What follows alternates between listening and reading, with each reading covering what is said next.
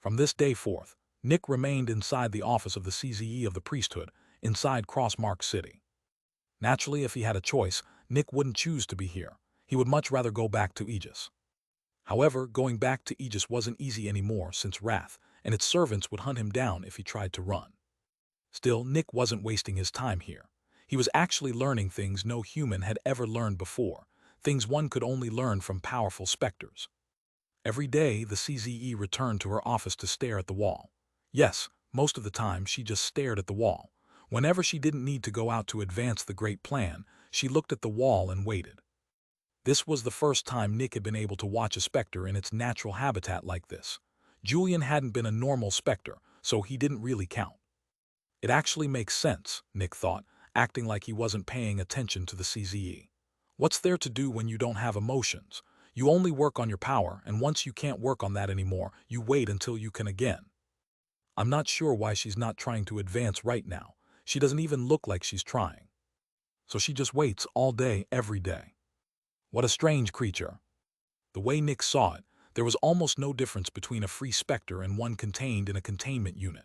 In both cases, they worked on their power and then stared at the wall for hours on end. Several months passed as Nick kept working on his ability to create a major relay.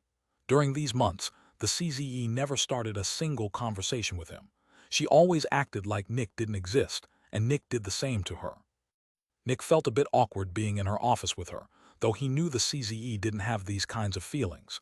Even after a full year here, Nick still didn't know her name. According to the timetable, Nick was supposed to take another 9 years or so to learn how to create a major relay. However, he had already succeeded half a year ago. His prior experience with his fake Specter core had trained him well, and his vast repository of theoretical knowledge made the complex procedure much easier to internalize. But Nick wouldn't tell her he could already finish the major relay. The main reason was that he didn't want to appear too outstanding to Wrath. If Nick learned too quickly, Wrath might suspect he was a spy for another member of the 7 corruptors who already knew how to create a major relay. Additionally, Nick could use this time to experiment more with his newfound ability to conjure materials.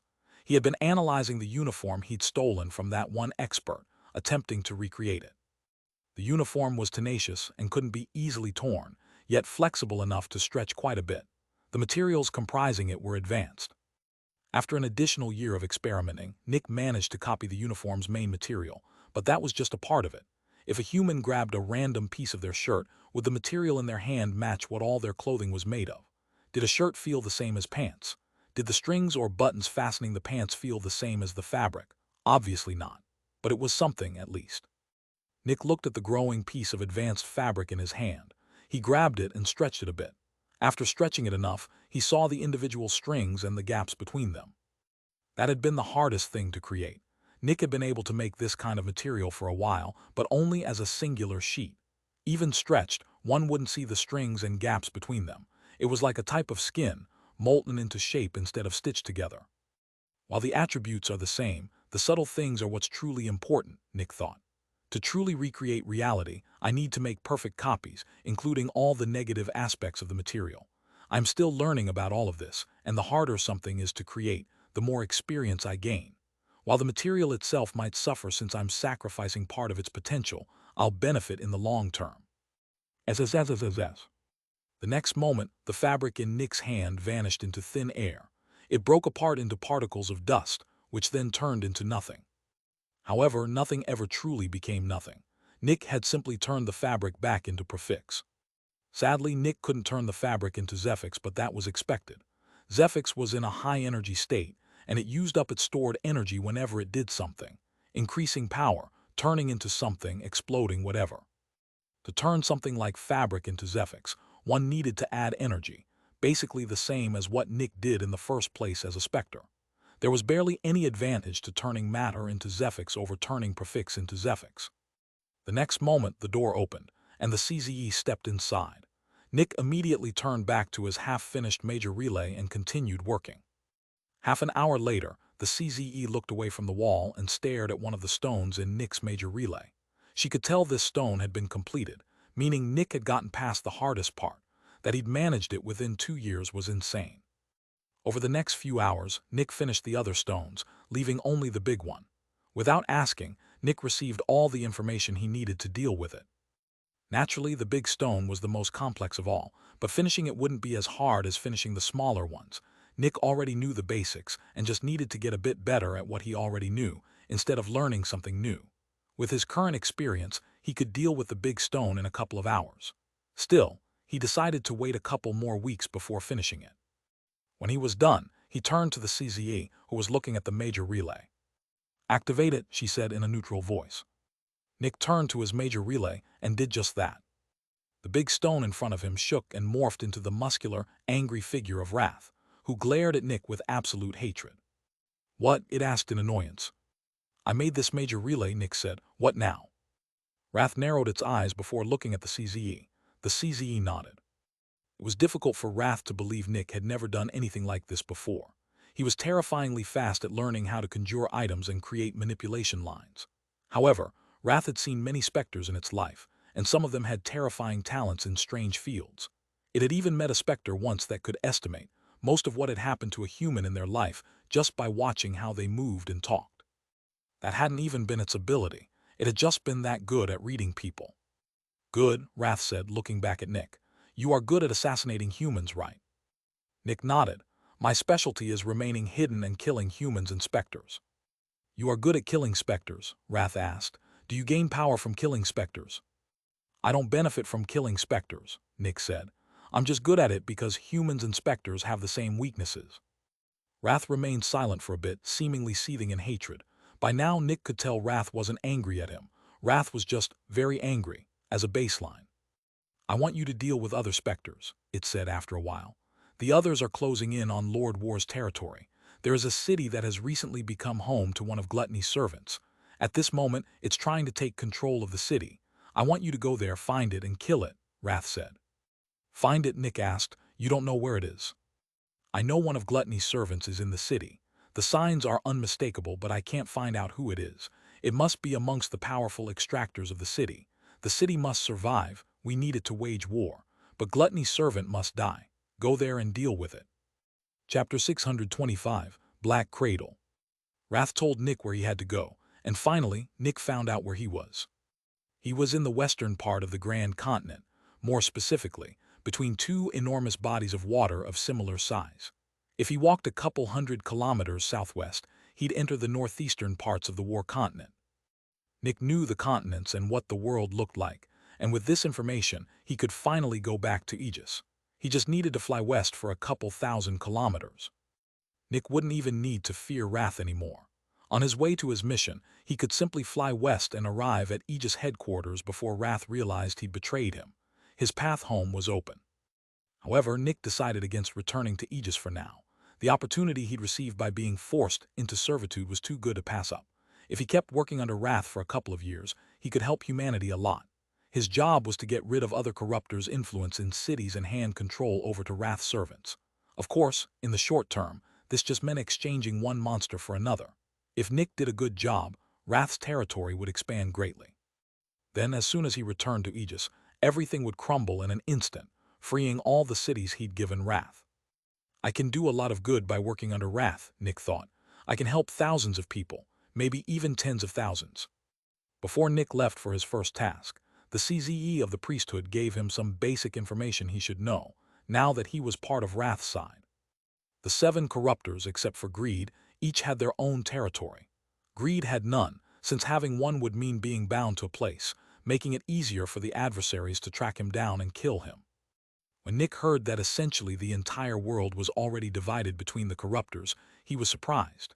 He'd known their influence reached far, but not that the whole world was already carved up among them. When he asked about the other fallen, the CZE said simply that they didn't matter. After some talking, Nick learned that the corruptors' territories could be viewed as empires and the fallen's territories as city-states. Fallen generally didn't mess with the corruptors' servants. While the corruptors weren't immediately dangerous, their superiors, the trio of destruction, usually were. Messing with the corruptors meant messing with the trio. Only a very few fallen like Greed could get away with that. While the Specters seemed united under Death's banner, things were obviously not that peaceful beneath the surface. The corruptors constantly fought each other, trying to expand their territories. Controlling a territory didn't mean a corruptor had absolute reign over it, just that this was where they were most active. Aegis was still officially in control of all the cities. As for the territories, Wrath controlled the entire war continent and was expanding into the Grand Continent. It had already taken the peninsula between the two continents and was pushing north and west from there. The long western part of the Grand Continent, north of the War Continent, was under Gluttony's control, Wrath's main target. The majority of the Grand Continent was split between Sloth and Lust, who didn't fight each other since both worked under Pestilence. Sloth held the northern parts, Lust the southern. Where Gluttony's, Wrath's, Lust's, and Sloth's territories intersected was considered contested territory. This was where Nick would work from now on, the biggest zone of Specter-on-Specter conflict in the world. Pride and Envy weren't involved in this war. They had their own conflict on the other two continents. Pride controlled the Great Triangle and was expanding into the Long Continent, which Envy ruled. But these territories weren't evenly divided. Even facing the heaviest Aegis presence, thanks to Aegis headquarters being there, Pride had still managed to expand well into Envy's territory, conquering the thin strip of land between the two continents and the northernmost third of the Long Continent. The reason for this success was Envy's situation. Suppressed by Aegis in the desolate continent, it couldn't use its own power as a bargaining chip, which made it much harder to gain new servants or keep the ones it had loyal. Because of its losses in the Long Continent, Envy shifted a large part of its forces west, toward the group of islands north of the desolate continent. It gained a foothold there since Lust was busy contesting Gluttony and Wrath in the west, and the islands mattered less than the continent's center. Envy took the southeastern half of the islands, while Lust took the northwestern half plus the huge southern territory of the Grand Continent. If things continued this way, Pride would eventually conquer the Long Continent, gaining the biggest territory in the world with no good place to attack it from, while Envy would be left with just the islands north of the desolate continent, by far the smallest territory. This was how the Corruptors divided their territories. Wrath and Pride were expanding. Gluttony and Envy were barely holding on or shrinking. Sloth and Lust were stable. It seemed war was launching an attack on Famine while Pestilence just watched. Of course, the trio of destruction weren't actually fighting each other. Death didn't allow it. It was just their servants doing the fighting, and the trio simply wasn't stopping them. After receiving his target, Nick left Crossmark City and traveled north. He flew past several cities and reached the mountain range between the two great seas again, this time crossing it toward the northwest. He followed the northern border of the Big Sea until he reached a peninsula, his target. The peninsula's southern border facing the sea was covered in tall mountains. It was around 100 kilometers across, and one city controlled it. The middle of the peninsula was scorching hot from the magma vein beneath it, uninhabitable for humans. It was called Black Cradle for that same magma vein. However, some incredible ruins lay in the south of the Black Cradle. One mountain had been practically hollowed out. Aegis believed the hollowed-out mountain dated to the era of the Suffering Ones, meaning it had been made relatively recently, since that era preceded the current one. The Suffering Ones were known for staying isolated from each other, and almost half of the underground ruins in the world were made in their era. The city controlling the Black Cradle sat inside this ruin, called Black Mine City. The entirety of Black Mine City was inside the mountain, distributing sunlight through expensive materials that could transfer and channel it. Large parts of the mountain's exterior were covered in silver plates that absorbed sunlight and funneled it inside. When Nick arrived at the Black Cradle, he could tell the ground looked very different from the usual beige dirt piles seen everywhere else. Thanks to his extensive knowledge of human history, he knew why. After studying the Black Cradle for a while, he turned south, toward one of the biggest mountains. This is where my target is, Black Mine City. Nick could see silver sheets of metal covering the mountain and a couple of big gates at its base. Black Mine City was one of the most secure cities against Specters. One needed to enter through one of the entrances to get inside. At least, normal Specters did. Nick just turned into mist and flew toward the mountain. Chapter 626, Infiltration. Really? Do you have to do that during your shift? A guy shouted, annoyed. What? Another guy asked, sounding like he was chewing something. No one's here anyway. I am here, Keanu. I am someone, the other guy answered. Why would you care? You're not my boss. What I do during my shift isn't your concern, Brian, Keanu said. Keanu, you never know when an important person from the city wants to enter or exit, if they see you. Oh, come on, Keanu shouted in exasperation. No important people come through here. Barely anyone comes through here. The last guy we saw appeared 3 days ago and he was just a random extractor who went to the wrong entrance.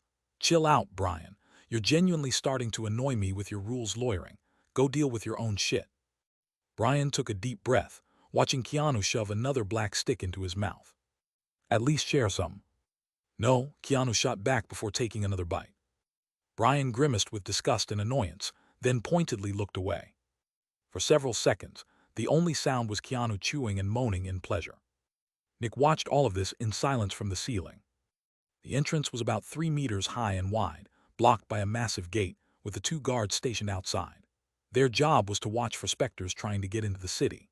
This was one of the side entrances of Black Mine City. The main entrance was far larger, with far stronger guards and security. According to what Nick had learned by eavesdropping on the guards at other entrances, this one was only for guards and led straight to the city guards' headquarters. Naturally, security here wasn't nearly as tight as elsewhere. After all, anyone who got through this entrance would land in the middle of the guards' headquarters, the last place any criminal or invader would want to go. The guards were more focused on making sure none of their own exited the city without permission. Nick slowly slithered along the ceiling and approached the door. A moment later, he tried to slip through the slit of the gate. Busy. Huh, the 2 guards uttered, turning around. For a few seconds they stared at the door. Silence. Must have been the wind, Keanu said, turning away again. The wind, Brian repeated, unamused. You think the wind would activate the barrier? Keanu shrugged. What else? Do you see anything? Keanu, the barrier only activates if it touches Zephyx. We both heard it activate for a moment. That means it touched Specter Zephyx, Brian said with urgency. When Brian saw Keanu shrug again, he nearly exploded. Keanu, Brian shouted. What do you want me to do? Keanu shouted back. If you want to ring the alarm over this, go ahead. I'm not your boss. I can't tell you what to do. Brian gritted his teeth and stared at the gate for a bit. The barrier had only activated for less than a second before deactivating again. Plus, they'd been talking for several seconds and nothing had happened. Maybe it was fine not to say anything. Fine, Keanu shouted in frustration. I'm going to tell them. Brian looked relieved and nodded. Keanu's face turned annoyed as he walked toward the gate, summoned his barrier, and a moment later the gate opened. He stamped inside as it closed behind him. Seriously, what's Brian's problem? He grumbled to himself, walking through the corridor. He knows we have to report every activation of the barrier. Why would he try to stop me? Meanwhile, Brian looked at the gate from outside with furrowed brows. He didn't know why Keanu hadn't wanted to alert their superior in the first place. After all, they had to report every activation. Both of them were annoyed that the other hadn't wanted to report the issue. Naturally, that was thanks to Nick. That was closer than expected, but it worked out, Nick thought, floating behind Keanu. He hadn't felt the barrier until he accidentally triggered it. The noise immediately drew the 2 veteran guards' attention, and Nick used his illusion ability on them, making each feel like the other was trying to downplay the situation. Sadly, that only worked on Brian. Keanu was adamant about alerting the guards, so Nick made the Keanu and Brian's perception change his mind and walk inside instead. Luckily, the barrier was a solid barrier, not a liquid barrier. A liquid barrier would have made this much harder.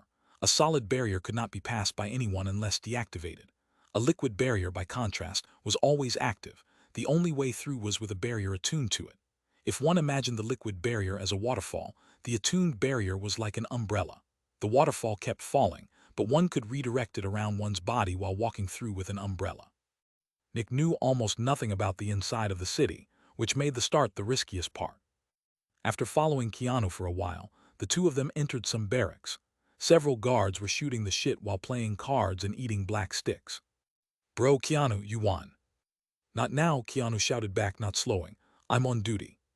Oh sure, carry on, the man shouted. Keanu continued down the barracks and loudly knocked on a door before entering without waiting for an answer. Sir, the barrier in entrance 2B was triggered, Keanu reported with a salute. An older man looked up from his papers. More details, please, he said evenly. Keanu detailed what had happened but left out what Brian and he had argued about. While he was disappointed with Brian's attempted breach of protocol, he could tell it was just a genuine mistake, and Keanu was no snitch. What's your suspicion? The older man asked. At that moment the door opened, and the guy who tried to talk to Keanu earlier walked in. Oh, the barrier got triggered, he asked casually. The older man stood and saluted. Yes, sir. This guy was his boss, but the guard's hierarchy was strict. Keanu answered to his boss, not his boss. "I'll check it out," the guy said casually. "Thank you, sir," the older man said. "Keanu, lead him to the entrance." "Yes, sir," Keanu answered, turning to the other guy. "Follow me, please, sir." The guy nodded, and the two of them headed back to the entrance. Off duty, they were best friends. On duty, 2 ranks and levels stood between them. The door closed behind them, leaving the boss alone in his office. Some seconds later, he pulled out a small stash of black sticks and shoved one in his mouth, moaning in pleasure. "Oh yeah, that hits the spot." Luckily, nobody was there to hear him. Nick had already left. When he'd noticed the boss earlier, he'd fled immediately. This guy was at least a mid-specialist, and Nick wasn't confident he could hide from him in such a cramped building. He'd quickly found a small vent near the ceiling and slipped in. While the entrance to the guard's headquarters was secure, the inside wasn't as much. There wasn't much reason for such paranoia. Only 4 Specters could travel through slits this tiny, and no Specter would dare enter the most fortified place in the entire city. Nick traveled through the network of vents until he found a huge hallway. The main entrance to the city, he thought, looking at the 2 gigantic gates. It was a kind of floodgate, impossible to open both sides at once. Nick decided to wait inside the nearest vent. Several hours passed. Eventually, one of the big gates opened, and Nick saw a caravan entering from outside. He watched it get thoroughly searched for several minutes before the main gate into the city opened. Then he left the vent and attached himself to the caravan's gigantic cart. The caravan moved into the city. Chapter 627, Chocolate. The caravan entered Black Mine City. One of the people on the big cart looked around, eyes wide with wonder. "Impressive, isn't it?" a young woman sitting in a big chair asked with a smirk. "Oh yes, mistress," the young man spoke respectfully. The young woman swiveled a small pipe around her fingers before pointing at the white sky. "Light shines from every spot on the ceiling," she said, then pointed below the boy. "And since humans aren't big enough to block out all the light, we don't cast any shadows here." The boy looked at his feet and saw with surprise that he had no shadow. Usually the sun cast a small shadow around everyone, but not here. He looked around and his gaze fell on the black mountain walls. "Mistress, why is there no light coming from the walls?" he asked. One of the men beside their mistress frowned. It was already an honor that she was willing to talk to this newcomer at all. The boy caught the look and glanced down in shame. But the mistress laughed a bit. "Light protects us from the Specters, but too much light will turn everyone insane." "Whom?" Suddenly the boy was surrounded by brightly shining light. He stood up in a panic, then quickly realized he wasn't being attacked, just looked around. Everything was white and hard to see through. "Do you feel the stress?" the girl asked. "Yes, mistress," the boy answered, squinting. "The light makes it difficult to look around." The girl dispelled the light and the boy sighed. It had felt overwhelming, with so much light coming from everywhere at once. The boy wanted to ask what the black buildings were made of, but a strict look from his mentor stopped him. Instead, he focused on the caves at the edge of the gigantic city and quickly noticed something interesting. The people going in and out of the luxurious gates there were dressed very well, while most people in the city were dressed poorly. The elite seemed to live at the edge of the city, the peasants near its center, the opposite of most other cities, where the elite preferred the center for security while the poor lived near the edge. Though security probably wasn't a big issue here. The boy had visited a couple of cities by now, and he was certain none was as secure as this one, barely any entrances, and the few there were extremely fortified. He also noticed that most people living near the city center were malnourished and short. He'd seen malnourished people in every city he'd visited, but never this many in one place.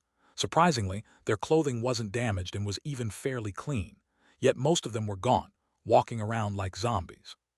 The boy noticed many extractors and rich people eating some kind of black food, and wondered what it was. The caravan traveled to one of the mountain's walls and continued up a ramp toward a higher level of caves. The boy watched with interest as more of the city came into view. CRKSH. He heard the subtle sound of someone biting into something crunchy and looked to the side of the caravan. One of their guards had taken out a black stick and bitten into it.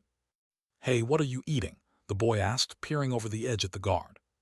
The guard looked around, confused. "Up here," the boy said, and the guard looked up, finally spotting him. "This?" the guard asked, holding up the black stick. "Yep," the boy said, nodding. "It's black chocolate," the guard said. "It's the most delicious food in existence." He tore off a small piece and held it out. "Wanna try?" The boy reached for it with interest. Yoink! A hand shot out from behind him, grabbed his collar and yanked him back. The boy's mentor leaned over the side of the cart. I must apologize for the boy's rudeness. Our caravan prides itself on pure and honest trade, and it's against our policy to accept anything without something in return. We'll consider buying a piece from an official source later. Thank you for your understanding. Oh yeah, sure, the guard said, pulling the piece back. Hope I didn't get the boy in trouble. I only wanted to help him a bit. It's all fine. You don't need to worry, the mentor said. He turned back to the middle of the cart and glared at the boy, who looked down in shame. Rule number 2, the mentor said strictly. The boy took a deep breath. Do not allow the outside into the inside, he recited. Explain the point behind Rule 2. Any and all outside influences, people, specters, or objects, could potentially be dangerous to the caravan. Nothing is allowed to pierce the veil between outside and inside without explicit permission from one of the 3 administrators, the boy said. Why did you attempt to break this rule? The boy wanted to argue. How was this breaking the rule? It was just a piece of chocolate. I thought it wouldn't be dangerous, he said. It's just a piece of chocolate and the entire city eats it without any issues. It seemed safe. Following whatever the majority does leads to an early grave, the mentor said. If you follow the majority, you'll end up in the majority. He pointed at the husks wandering through the city. This is the majority. The boy looked silently at the city. Soon, guilt rose in his heart. Be careful of the outside, the mentor said, and be especially careful of this so-called chocolate. Is the chocolate bad? The boy asked. Does it look bad? The boy looked around again. He saw several people eating it, and all of them seemed strong and wealthy. No, he said.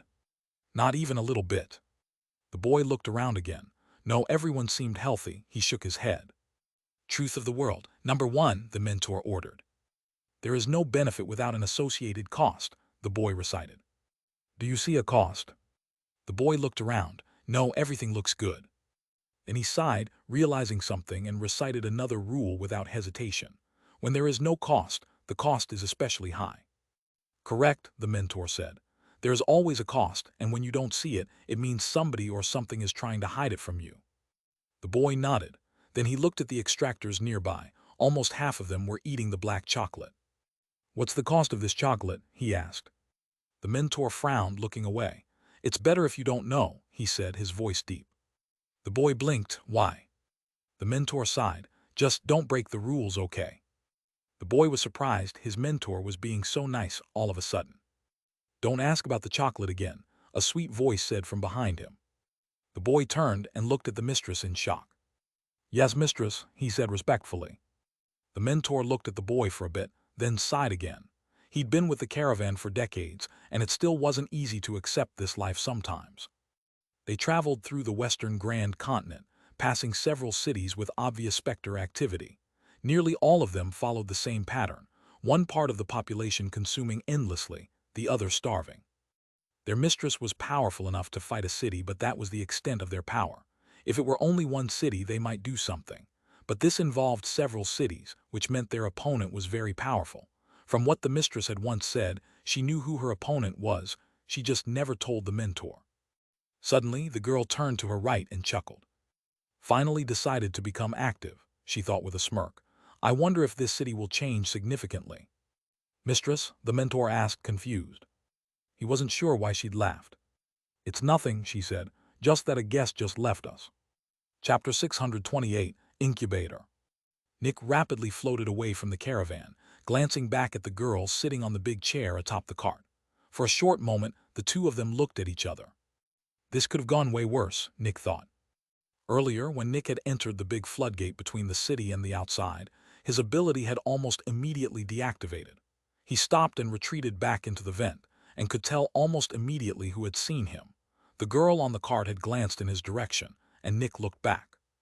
That's at least a mid-hero, he thought, readying himself for a stressful escape. Yet the woman just smirked and turned away with a noticeable flare. She wanted to show Nick that she was acting like she'd seen nothing. Nick decided to go with the flow and floated below the cart. His ability didn't reactivate. For the entire tour around the city, he'd been within the girl's perception. That was probably why she'd commented on the city a couple of times while talking to the boy. She'd wanted to tell Nick these things. Nick wasn't sure why she was doing this. This girl was 100% human, definitely not a Specter. Why would a human help a Specter? For a while, he'd worried she was leading him toward more extractors, but that didn't seem to be the case. After leaving the caravan and floating away for a while, his ability finally reactivated. Why is she helping me? Nick thought. Or maybe she's not helping me, just not interfering. In that short exchange glance, both of them had learned quite a bit. When the woman saw Nick halt the instant she noticed him, she learned this Specter had terrifying perception. She couldn't tell exactly what the cloud of mist was looking at, but she felt like it was looking at her. That it did that instead of attacking or fleeing meant it was intelligent, which was more than a little strange. She wasn't sure she'd ever seen an intelligent force Specter. They were essentially forces of nature and rarely intelligent. And even intelligent Specters would usually flee immediately rather than linger in unnecessary danger. Of course, plenty of Specters were insane and unreasonable, but this one hadn't acted that way. If anything, she'd call its behavior quite human. Nick knew the mistress had likely realized most of this, but that didn't explain why she decided to help him. In the end, he was still a Specter. Sadly, he wouldn't get his answers. After making sure he wasn't secretly being followed, Nick took a proper look at the city. He'd been to over 100 cities in his life, seen great ones and horrible ones. But this one was probably one of the worst. The Dregs only made up about 15% of Crimson City. Here, they make up over 80%, he thought. Not even rats ran around this city, which seemed almost unreal. Usually, the worse people fared, the more rats appeared, drawn by corpses. Starving people had little strength to fight them off. But there are no rats here. The number of insects is shockingly small too, Nick thought. After a while he saw why.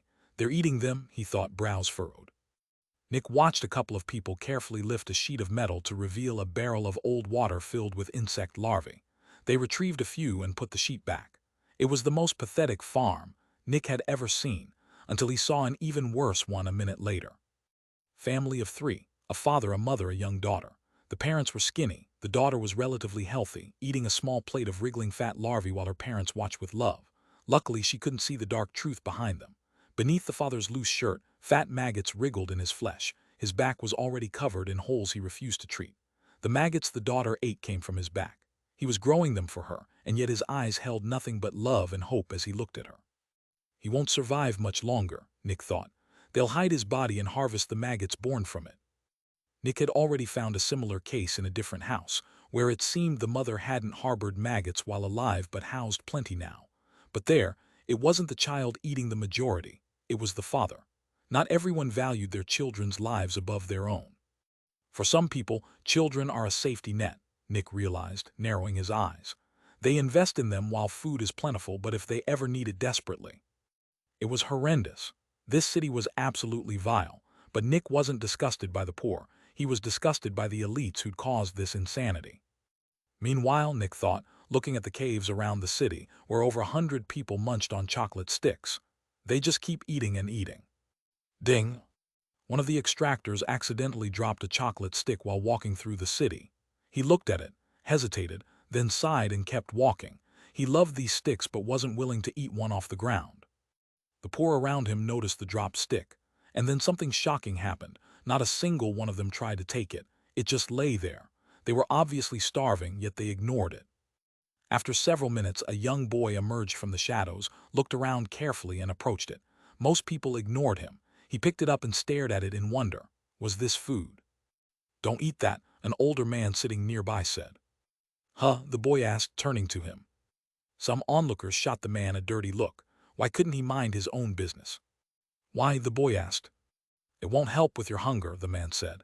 "It has no energy. It only wants to make you eat more. It wants you to eat and eat and eat to grow hungrier and hungrier. If you eat it, you'll be put under its spell, and one day you'll trade your life for just one more piece. Don't eat it." The boy looked at him with horror and fear, then back at the chocolate in his hand. "No, you're lying," he shouted, clutching it to his chest. "You just want me to give it to you." Without waiting for an answer, he ran off with it, too weak for anyone to bother chasing. Some onlookers watched him from a distance. One slowly pulled out 3 pieces of old chocolate and readied them. They'd never eat these themselves, but sometimes such pieces could be traded for a maggot incubator. Nick watched the boy eat. After a while he grew nervous, eating faster and faster until, within a minute, it was all gone. Then he collapsed, holding his stomach, saliva gathering in his mouth as he started to drool. He looked around in horror before running off. Nobody followed, they didn't need to. Within a couple of days, the boy would be running around in a panic, begging everyone for a piece of chocolate. The hunger would make him desperate, and then people could ask him for whatever they wanted, because by then, the craving would outweigh the horror of becoming a maggot incubator. He'd run around pulling maggots from his own flesh just to trade for a tiny piece of chocolate. This wasn't the first time this had happened, and it wouldn't be the last. Chapter 629, Happiness Through Taste. Nick watched the city for a couple of hours, learning as much as he could to find Gluttony's servant. He confirmed the guards didn't seem to suffer any of the effects afflicting normal people. The only surprising thing was how much chocolate they ate, between 300 and 700 grams a day. Yet there were also people who only ate it occasionally, and they showed no negative effects either. This chocolate is definitely tied to Gluttony's servant, Nick thought. I haven't seen anything like this in any other city. Naturally, different corruptors affected cities differently. Most cities Nick had visited belonged to Pride's territory, and thinking it over, he could see a pattern there too. He remembered a surprising number of arrogant, dismissive people. Their baseless arrogance was often the very reason his team got called in. We thought we could catch the Specter, but it was stronger than expected. We thought we could deal with this extractor, but they were surprisingly strong. We thought we could bully them out of the economy, but they played unfairly. Stuff like that. Their arrogance made them overconfident, which made them careless, which caused unnecessary conflicts and casualties. Since Pride was a follower of war, that made sense. War was conflict, and Pride caused plenty of it, just like Wrath. Nick had only been in a single city controlled by Wrath, and he'd seen how it operated. People split into their own little groups and turned extremely aggressive toward anyone outside them, resulting in more conflict and needless death. Still, while Pride and Wrath were also corruptors, Nick would take their influence over Gluttony's any day. Under Pride, only the elites suffered, mostly extractors and high-level executives.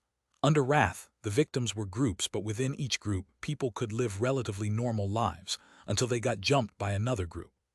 But under Gluttony, an entire life of suffering awaited everyone.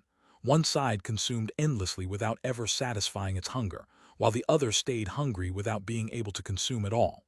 The powerful could eat without end and still be hungry, just like the poor. Gluttony and famine, Nick thought. Famine through gluttony. He looked at the city a bit longer. This is the worst city I've ever seen, and I refuse to believe Wrath's involvement will make it worse. At least under Wrath, people wouldn't have to suffer like this. That thought made it easier for Nick to accept that he was about to conquer a city on behalf of a corruptor. I'm going to deal with Gluttony's servant. A moment later, Nick floated away from the building he'd been perched on and toward the side of the gigantic cave. The closer he got, the more guards he found. He floated past a couple of big gates leading into caves. From here, the real work would begin. For the next few days, Nick kept watch over the gates in the city, memorizing who lived where, what they did, their status, and their power. The more he knew, the easier it would be to change things. Over those days, he learned several interesting things. For one, the poor received a food delivery every day. Each citizen got a small, fluffy brown ball. Wait, that's all food, Nick realized with surprise. Why would they grow all food here? He'd learned about all food from history books at Aegis headquarters. It was a plant created by the ancient ones that could grow almost anywhere and barely needed water or sunlight. It could even grow in a dry cave. But it required a brutal amount of fertilizer, replacing nearly all the energy it would normally gain from light and water. It was also extremely calorie-dense. 100 grams held around 900 calories, with an optimal fatty acid ratio. The ancient ones grew it in high-rise buildings to save space, then fed it to livestock and used it as biomass for other plants. The only humans who ate it directly were soldiers or people on expeditions. Since all food doesn't use water or light, it needs an insane amount of biomass to grow, Nick thought. They're putting more food into it than they're getting out. It's a net loss. Every citizen received exactly 65 grams of all food, around 600 calories, a decent amount, but nowhere near enough as someone's only food for a day. And all food has no protein at all, Nick thought, so where did people get their protein? Some lucky ones with a marketable skill could afford to buy some. Nick found out where the city got the rest of it, bats. While most caves housed powerful people, some held gigantic bat farms. The bats ate the insects flying around the caves. The insects came from a mountain of corpses piled at the bottom of those caves. Anyone who starved was thrown in. Insects laid eggs in the corpses. The maggots ate the corpses. The maggots became insects. The bats ate the insects, and the humans harvested the bats. The richer citizens ate the bats, while the poorer ones scraped together enough credits to buy a bit of protein that way. What about the all-food itself? Where did that come from? Nick found that out too. The caravan he'd used to sneak into the city had handed over a huge pile of food in exchange for Zephyx. He never saw what happened to that food afterward, but he never saw it again either. Several tons of food simply vanished, while several tons of chocolate and all food appeared. The connection wasn't hard to make. The caravans bring food, which gets converted into all food and chocolate. At least, that's my guess. It's also possible the chocolate is just made directly by a Specter. Nick watched 4 people walking along a street at the edge of the city. 3 wore Extractor uniforms, 1 wore an expensive suit. The CEO, the CZE, and their 2 assistants of happiness through taste, Nick thought. Happiness through taste was the manufacturer that made all the chocolate. Yet one thing was quite surprising. The CZE was only a mid-expert, and the CEO a late veteran. Given how heavily the whole city was influenced by this chocolate, with the chocolate at the center of all the misery, it was surprising the people behind it were this weak. Any powerful human could spot the obvious influence of a Specter, and while Wrath's and Pride's influence on their cities was more subtle, Gluttony's was extremely noticeable. Connecting a manufacturer to a powerful Specter was practically a free way to eliminate that manufacturer and steal its Specters. Someone from a rival manufacturer just had to start an investigation and hand proof to the governor, and within days the governor would authorize wiping out the elite and handing the ownerless Specters over. If I can trust in one thing, it's the endless greed of humanity, Nick thought, watching the 4 of them. Any hero could see this influence, and almost any hero would salivate at the easy profit. The fact that happiness through taste still exists can only mean one of 2 things. Either everyone powerful enough to act is already part of this conspiracy and helping the Specter, or everyone who's tried has failed and died. Either way, at least one powerful hero is on Gluttony's side. Nick looked toward a certain gate near the edge of the city. It's even likely the governor herself is a Specter. Sadly, I haven't seen her yet, so I can't confirm it. He furrowed his brows. Nevertheless, I have to kill at least one hero or demon. This won't be easy, but first, I need to find out exactly who supports happiness through taste. Chapter 630, Corporate Culture. Nick decided this was the best moment to learn more about happiness through taste. For the first time in days, he left the city wall and moved closer to the 4 people. The 2 assistants walked behind the company's 2 leaders, jotting down occasional directives. "Have you talked to Jeannie?" the CEO asked. The CZE shook his head. "She hasn't been to the office in a while, says she's too busy." The CEO frowned. "Again, why's she missing this time?" "Family emergency," the CZE answered evenly. The CEO's good mood vanished. He stopped and turned fully to the CZE. "I don't think she has the happiness through taste spirit." The CZE frowned, falling into thought. He seemed to struggle with something before sighing. "Sadly, that might be true. I heard some of her colleagues talking, apparently, after the last monthly tasty retreat, she said our funny hours XD are just there to bind employees more tightly to the company so they don't leave over our supposedly low salaries." The CEO's anger flared. "Why didn't you tell me sooner? You know how important funny hours XD are to the happy family. Anyone not living the happiness through taste spirit is a danger to the happy family." The CZE looked a bit saddened. "I wasn't sure it was even true. I only overheard her colleagues. They might have just been trying to push her out of the happy family," he sighed. "Sadly, it seems I was naive." "I can confirm that," the CEO said. "You trust your employees too much. Yes, we're the happy family, but we also have to protect our tasties from bad influences." They continued talking as they approached a gigantic gate leading into a big cave, Nick floating after them. Even if they weren't involved in any of this, I'd still hate them, Nick thought with annoyance, regretting that he had ears at all. One of the assistants dashed ahead to open the gate. The 2 leaders kept talking as they entered the company grounds, and Nick slipped in with them. Inside, happiness through taste was surprisingly colorful. While most of the city was gray and black, these hallways burst with bright color, yellow walls covered in paintings of green, red, white, and blue candies, every one with a bright smile plastered on its face. The furniture looked uneven, like candy that had partially melted, and slogans and motivational posters covered every wall. Nick wanted to take a deep breath, but he was in mist form. After looking around, he glanced back at the CZE and CEO. Their expressions had changed. Where they'd seemed troubled and annoyed a moment ago, they now looked genuinely happy, bright smiles on their faces. It wasn't easy to fake a genuine smile on command. The two assistants behind them were smiling too, though theirs looked less sincere. "Could you pretty please finish the data sheets from the meeting?" the CEO asked his assistant in an endearing voice. Nick could see unease and embarrassment in her eyes, though she did her best to hide it. She held up a thumb and winked. "Okie dokie, Daddy." "Thankies," the CEO said, beaming. She scurried off like an embarrassed girl who just handed her crush a love letter. Meanwhile, the CZE just nodded to his assistant, who walked away without a word. "Big bro, let's go to the happy thoughts," the CEO said. Nick spotted discomfort in the CZE's eyes too, though he hid it well. "Count me in, lil bro," the CZE said, trying to sound upbeat, though his voice was far quieter than the CEO's.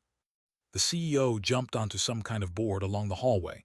Nick hadn't even noticed it before, thinking it unimportant. Wheels popped out and connected to a tiny rail on the ground, and the board shot forward at incredible speed. "We," the CEO shouted. A few employees glanced over, some looked embarrassed, others envious. Sadly, only adults and parents were allowed on the funny board. Teenagers, kids, and babies had to walk. The CZE silently grabbed another board and rode down the hallway too. "We." His shout wasn't nearly as enthusiastic as the CEO's, but Nick could tell he was having a little fun despite himself. Nick floated after them, doing his best to suppress his hatred and rage. He absolutely hated this company. Everything they did ran against his very nature. None of this idiotic happiness was genuine, and it was especially grating given the contrast outside. In the city, the poor survived by harvesting maggots from the corpses of starving children, while here everyone had to smile and shout idiotic phrases. And it was this very company that produced the chocolate responsible for all that misery outside. This company is a rotting carcass wearing a smiling mask. Nick kept following them. After a bit they arrived at an uneven elevator with a goofy, gloved hand pointing at a number. The CEO pressed a big button, and a fart sound came out of the wall. He giggled, and the hand moved through the mismatched numbers. This was the endorphin elevator. They rode it up to one of the highest floors. As soon as it opened, Nick saw the most ridiculous hallway yet, everything covered in objects that looked like molten candy. One of the earlier assistants sat at a desk beside a big door, writing on a sheet of paper. "Welcome back, daddies," she shouted, beaming at the two leaders. "Thank you, honey," the CEO called back. The CZE said the same, though much quieter. They opened the big door and walked through. It closed behind them and the entire vibe changed instantly. The smiles vanished. The CEO looked serious and annoyed. The CZE looked stressed and exhausted. This hallway was the polar opposite of the last one, completely gray, uniform, straight-edged. "You have to work on your acting," the CEO said coldly. "You're not convincing anyone." "I know, sorry, I'm doing my best," the CZE said with another sigh. They walked in silence toward one of the meeting rooms, sat down, and grabbed a sheet of paper already on the table. The saccharine atmosphere had vanished completely, replaced by cold, efficient corporatism. Nick, also in the room, slowly calmed down. Getting through the building had been far more mentally draining than he'd expected. Over the next couple of hours, the two leaders discussed various numbers, most of it unimportant to Nick. Eventually, a third man showed up.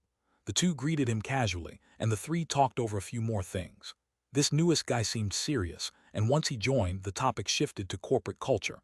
Apparently, he was the designer and enforcer of the company's culture, responsible for hiring and firing. The CEO brought up Jeannie again and told him to take care of it. The man nodded wordlessly, talked a bit more, then left. This might take a while, Nick thought, tuning out the pointless details. Pointless to him anyway, if not to the company. He just wanted to know who their backer was. "I just have to wait until something happens. At some point, one of the extractors or manufacturers will try something, and eventually they'll mention their backer. For now, I just have to wait some more." Chapter 631, Representative. Nick kept watch in the room for several days. The CZE came and went repeatedly since he had to run the entire company. The CEO barely left, which was unusual. Most manufacturer CEOs were constantly in meetings, since those meetings secured trades, maintained relationships, and sealed agreements. A good CEO could do wonders for a company. When Julian had been Dark Dream's CEO, he'd secured amazing trades, getting expensive goods at 70% of the normal price or even for free, and unlocked deals with elite companies that usually wouldn't trade with Dark Dream. But all of that took work. One couldn't just stay in an office all day and expect favors. Well, Julian could, but he was special. The fact that he's barely leaving his office means his company's survival doesn't hinge on the money they produce or their trades, Nick thought. That's only possible in two cases. One, this company is an unassailable monopoly that doesn't need to cater to others. Two, this isn't an autonomous company. While they're the only ones producing the chocolate, that still shouldn't make them a true monopoly. They should be attackable. So it has to be the second option, which confirms my initial guess. They're not the true rulers of the city. They're just the ruler's fingers. This entire company only exists as a front. Everyone outside believes the chocolate is made here, which makes them the target for anyone trying to usurp the trade. All enemies will converge here, and whenever they move against happiness through taste, the actual leader will know exactly who the attacker is and deal with them. Nick narrowed his eyes. He'd watched the CEO for almost an entire week and heard plenty of interesting secrets, but two things remained hidden. Who was their backer, and how was the chocolate actually produced? One would expect the CEO to mention the production of his company's primary product at least once in a week. It's almost like the production isn't up to them, Nick thought, yet they want everyone to believe it is. After all, food goes in and chocolate comes out. At the moment, a big meeting was happening between the four leaders: the CEO, the CZE, the CIO, and the CCO, the Chief Executive Officer, the Chief Zephyx Extractor, the Chief Information Officer, and the Chief Customer Officer. The CIO was the only woman in leadership, responsible for the equipment and the building. The CCO was the man responsible for corporate culture and customer satisfaction. Nick studied the four of them. If this company is only an appendage of the true ruler, one of them has to be a representative. He looked at the CEO first, naturally the prime suspect since he ran the company. But the CEO barely left his room, just planning and crunching numbers all day. With over a decade of experience running a company himself, Nick could tell the CEO looked busier than he actually was, doing unimportant things while appearing to work, barely accomplishing anything. If Nick ran this company, he'd sack the CEO and dump the workload onto the other three. They'd handle it easily. And the other three don't seem to respect him, Nick thought. They follow his orders, but not like true subordinates. Except the CZE, he actually respects the CEO quite a bit. Nick looked at the older man and the middle-aged woman. But they don't. Whenever the CEO speaks, they just look bored, almost annoyed by him. But toward the CZE, they're neutral. They respect him more than the CEO, and I think I know why. They know the CEO isn't doing anything, while the CZE actually is. I don't think the CEO is the representative of the true ruler. He's clearly not in contact with them, and the CIO and CCO don't respect him enough. I don't think it's the CZE either. He's too subservient to the CEO. That's technically normal for a CEO-CZE relationship, but it doesn't fit here. That leaves the CCO and the CIO. One of them, or maybe both, is most likely the ruler's representative. After a long meeting, everyone left the room. The CCO and CEO went one way. The CZE and CIO went another. Nick had to decide whom to follow, though the choice wasn't hard. The fact that the CZE didn't watch the CEO the way the CIO and CCO did meant he was likely the only leader who didn't know what was truly going on. He probably doesn't even know this isn't an autonomous company. Nick followed the CCO and CEO out of the office. The CZE and CIO returned to the main part of the building, while the CCO and CEO went deeper into the gray part. They walked down several flights of stairs until they reached a door. The CEO stepped forward and activated his barrier, which flickered through different colors. Ding! The barrier covering the door deactivated. A solid barrier, Nick thought, narrowing his eyes. Solid and liquid barriers each had their own advantages and disadvantages. The issue was that any normal person would use a liquid barrier here, but this was a solid one. That gave Nick a couple of ideas. The CCO and CEO stepped through, Nick following. Beyond the door was a big hall. Suspiciously, they didn't reactivate the barrier. Reactivating one barely took a second, less effort than closing a door. They were leaving it deactivated on purpose. The hall was filled with inactive containment units. By the looks of it, this was a storage room. But why would a storage room sit inside an area only the four leaders could access? The two of them stopped in front of a containment unit. The CEO stepped to the control console and typed something in. A moment later, a loud alarm rang through the hall. Nick knew this alarm. They're opening the containment unit. Notably, they weren't using the employee entrance but the main gate, meaning a Specter could walk freely in and out. Minute later, the big gate of the containment unit slowly opened. Nick immediately noticed something odd. One of its walls was missing, the wall touching the building's own wall, and the building's wall had a big hole in it too. The hole led into a dark cavern that split in two after just 10 meters, making it impossible to tell where either branch led without stepping into the darkness.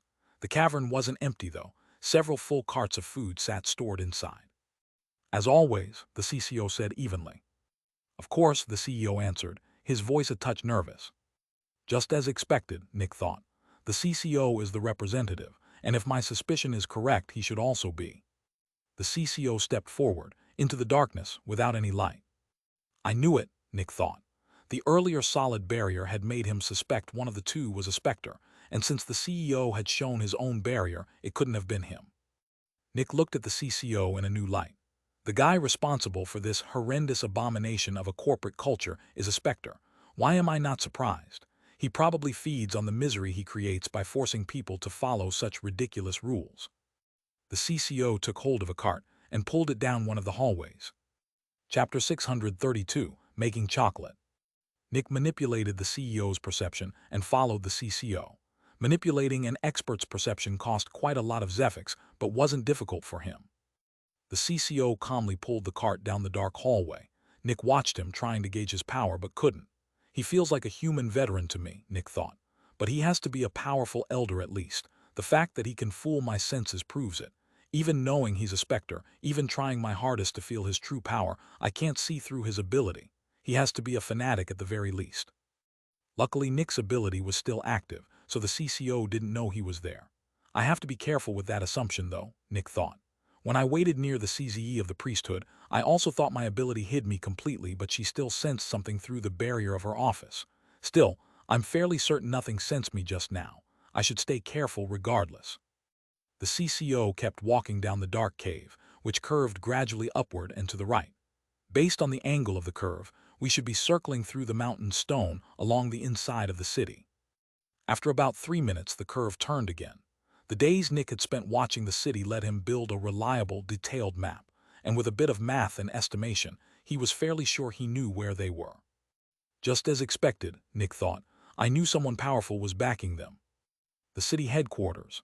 The cave led to the back of it, the place where the city's specters and rulers were housed. As they neared the bend, Nick began to hear something. Is that moaning? Quiet moaning drifted from around the bend, sounding like a woman in pain. The CCO walked around it. Nick followed, but chose to be extra careful. Instead of rounding the bend himself, he stopped and focused fully on his new passive ability from the maw. He couldn't see past the bend, but he could hear, smell, and feel enough to build a near-perfect picture of what lay beyond. What he saw made him frown. The CCO moved slowly forward with his cart. After a few seconds, subtle red lights pulsed at the rhythm of human breathing. He walked further and finally reached his target, another hole leading into a big containment unit.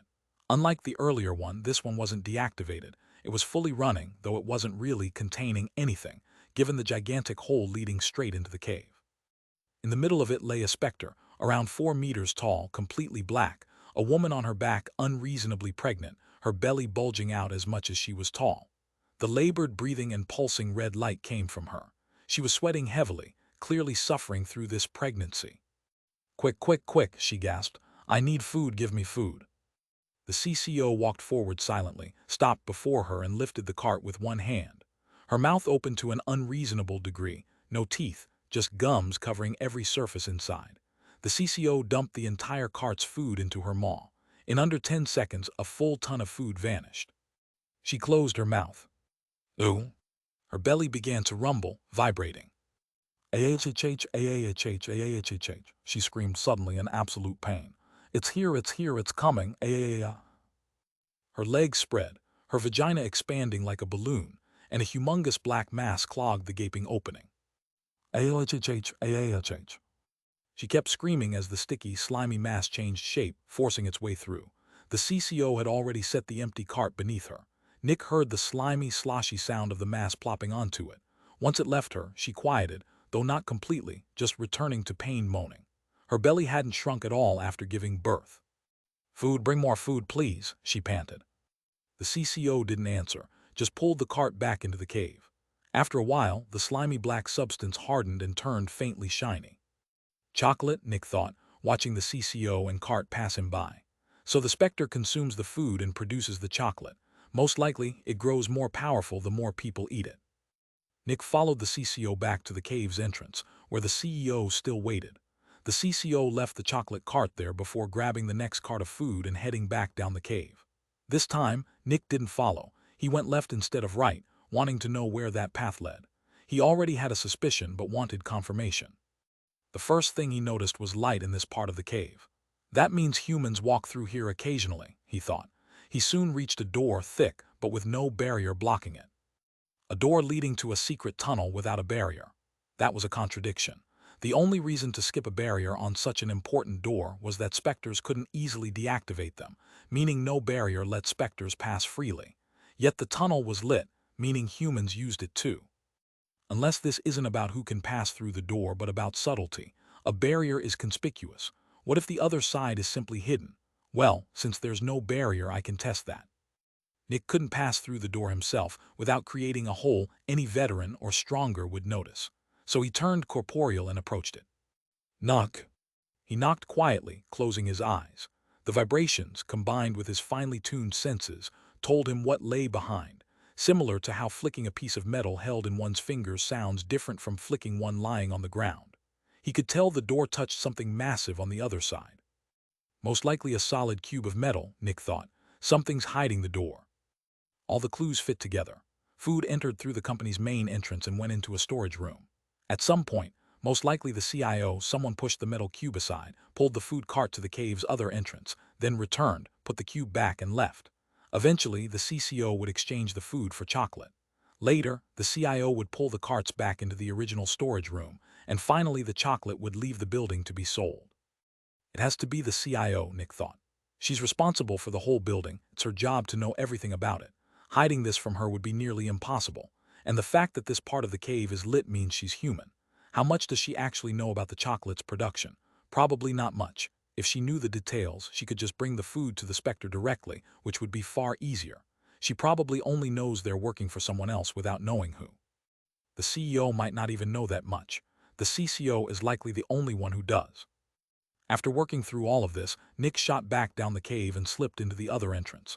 The CCO was walking slowly, so he caught up easily. As they neared the bend again, Nick stopped. Something was different. The Specter wasn't alone. Someone else stood in the containment unit. It's her, Nick thought, narrowing his eyes. I should have known she was the one controlling happiness through taste.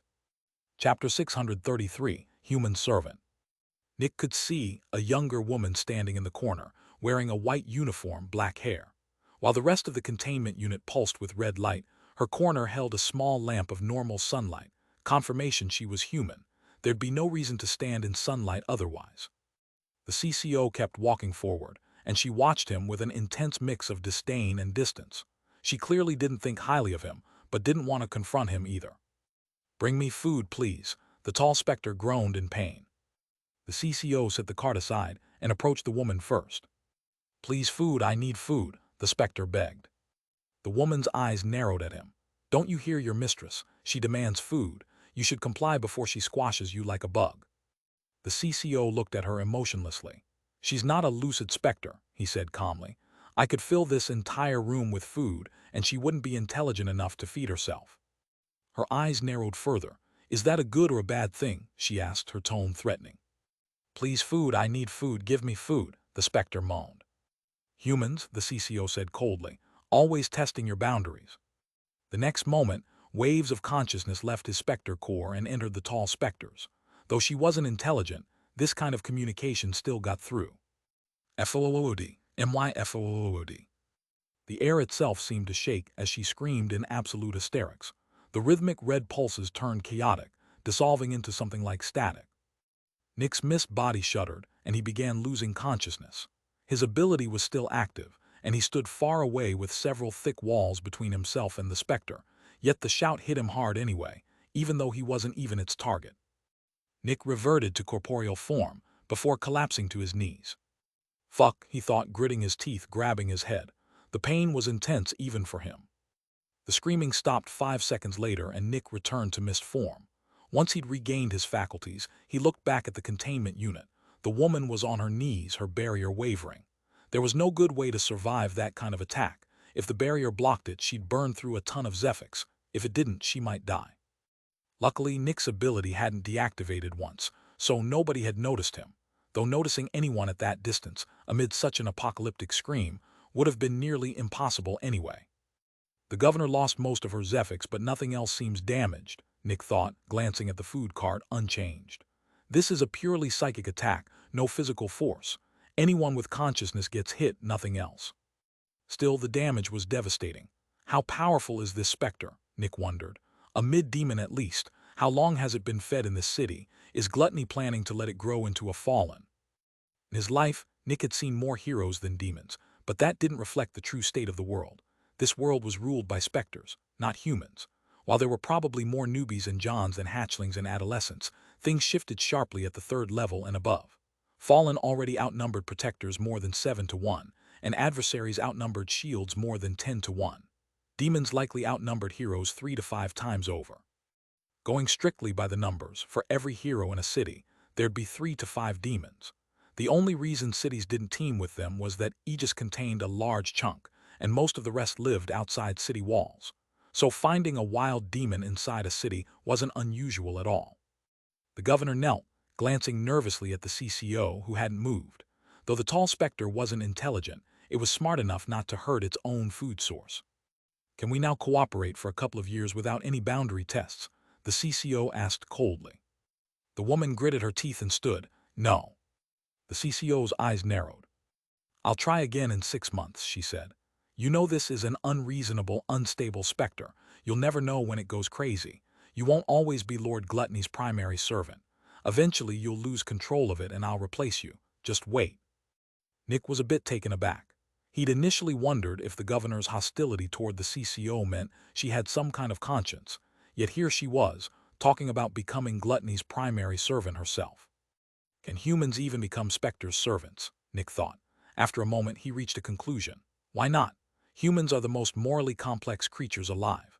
Plenty would sacrifice 90% of humanity for a bit of money. Plenty would kill everyone taller than them just to be the tallest in a room of dwarves. Everyone knows allying with a Specter is the stupidest thing a human can do, but greed still blinds some people. Dismissing her threat, the CCO threw the cart's food into the Specter's maw. A moment later, she birthed another mushy brick of chocolate. The governor didn't leave the containment unit, likely there to absorb the Zephyx the big Specter produced. The CCO went back and forth several more times, delivering carts of food and hauling out chocolate. About 40 minutes later, he left with the last cart. Nick followed him out of the cave where he rejoined the CEO. The two of them returned to the big meeting room. Nick followed but didn't enter. He waited outside, then moved to the door leading out of the gray part of the building. About 30 minutes later it opened, and the CZE stepped in. Nick only needed to track the CCO, the only one powerful enough to sense him, so he slipped past the CZE and left the gray part of the building.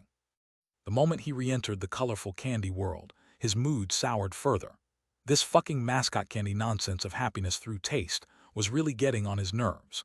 Nick moved quickly through the overly cheerful hallways and left the building without much trouble. Barely any barriers stood in his way. Once outside, he moved along the city walls until he reached a seemingly random cave with no barrier and slipped through easily. This was the home of one of Happiness Through Taste, S. Johns, an extractor Nick had seen a few times, one who barely came home. Perfect for Nick's purposes. And even if the guy showed up, Nick would simply kill him. It would take days for anyone to notice he was missing. Nick went to the back of the cave, sat down, lifted his right arm and focused. Over the next couple of hours he built a greater relay, then activated it. The stone in front of it transformed into Wrath, whose eyes burned with rage. Why did it take you so long to contact me? He demanded. I investigated the city and already have a plan, Nick said. I know the identity and location of both of Gluttony's servants and who's involved. I can strike at any moment. Then do it, Wrath shouted. I need to know how you want the city run and what you want from me. Also, I have a question. Ask, Wrath demanded through gnashing teeth. Does the rule limiting a servant to only one corruptor apply only to Specters, or does it extend to humans too? Nick asked. Wrath's eyes narrowed further, but he didn't answer right away. Give me details, he demanded. Nick nodded and told him everything he'd found. Chapter 634, Assassination. Months passed. Nothing changed. Happiness Through Taste kept destroying food and delivering chocolate. On average, one caravan arrived every 3 days, each bringing several tons of food. If all of it had gone directly to the populace, almost nobody would need to feel hunger. Nick had run an entire city for 5 years. He knew how much food people needed, and he could tell this city had about 15% more food per citizen than Crimson City, and food hadn't even been an issue there. Under normal circumstances, food should have been dirt cheap here, since supply outstripped demand. But around 70% of it was converted to chocolate, keeping the entire city in a constant state of famine, forcing people into drastic measures. Once a week, the CCO of Happiness Through Taste delivered food to the big Specter in the city headquarters.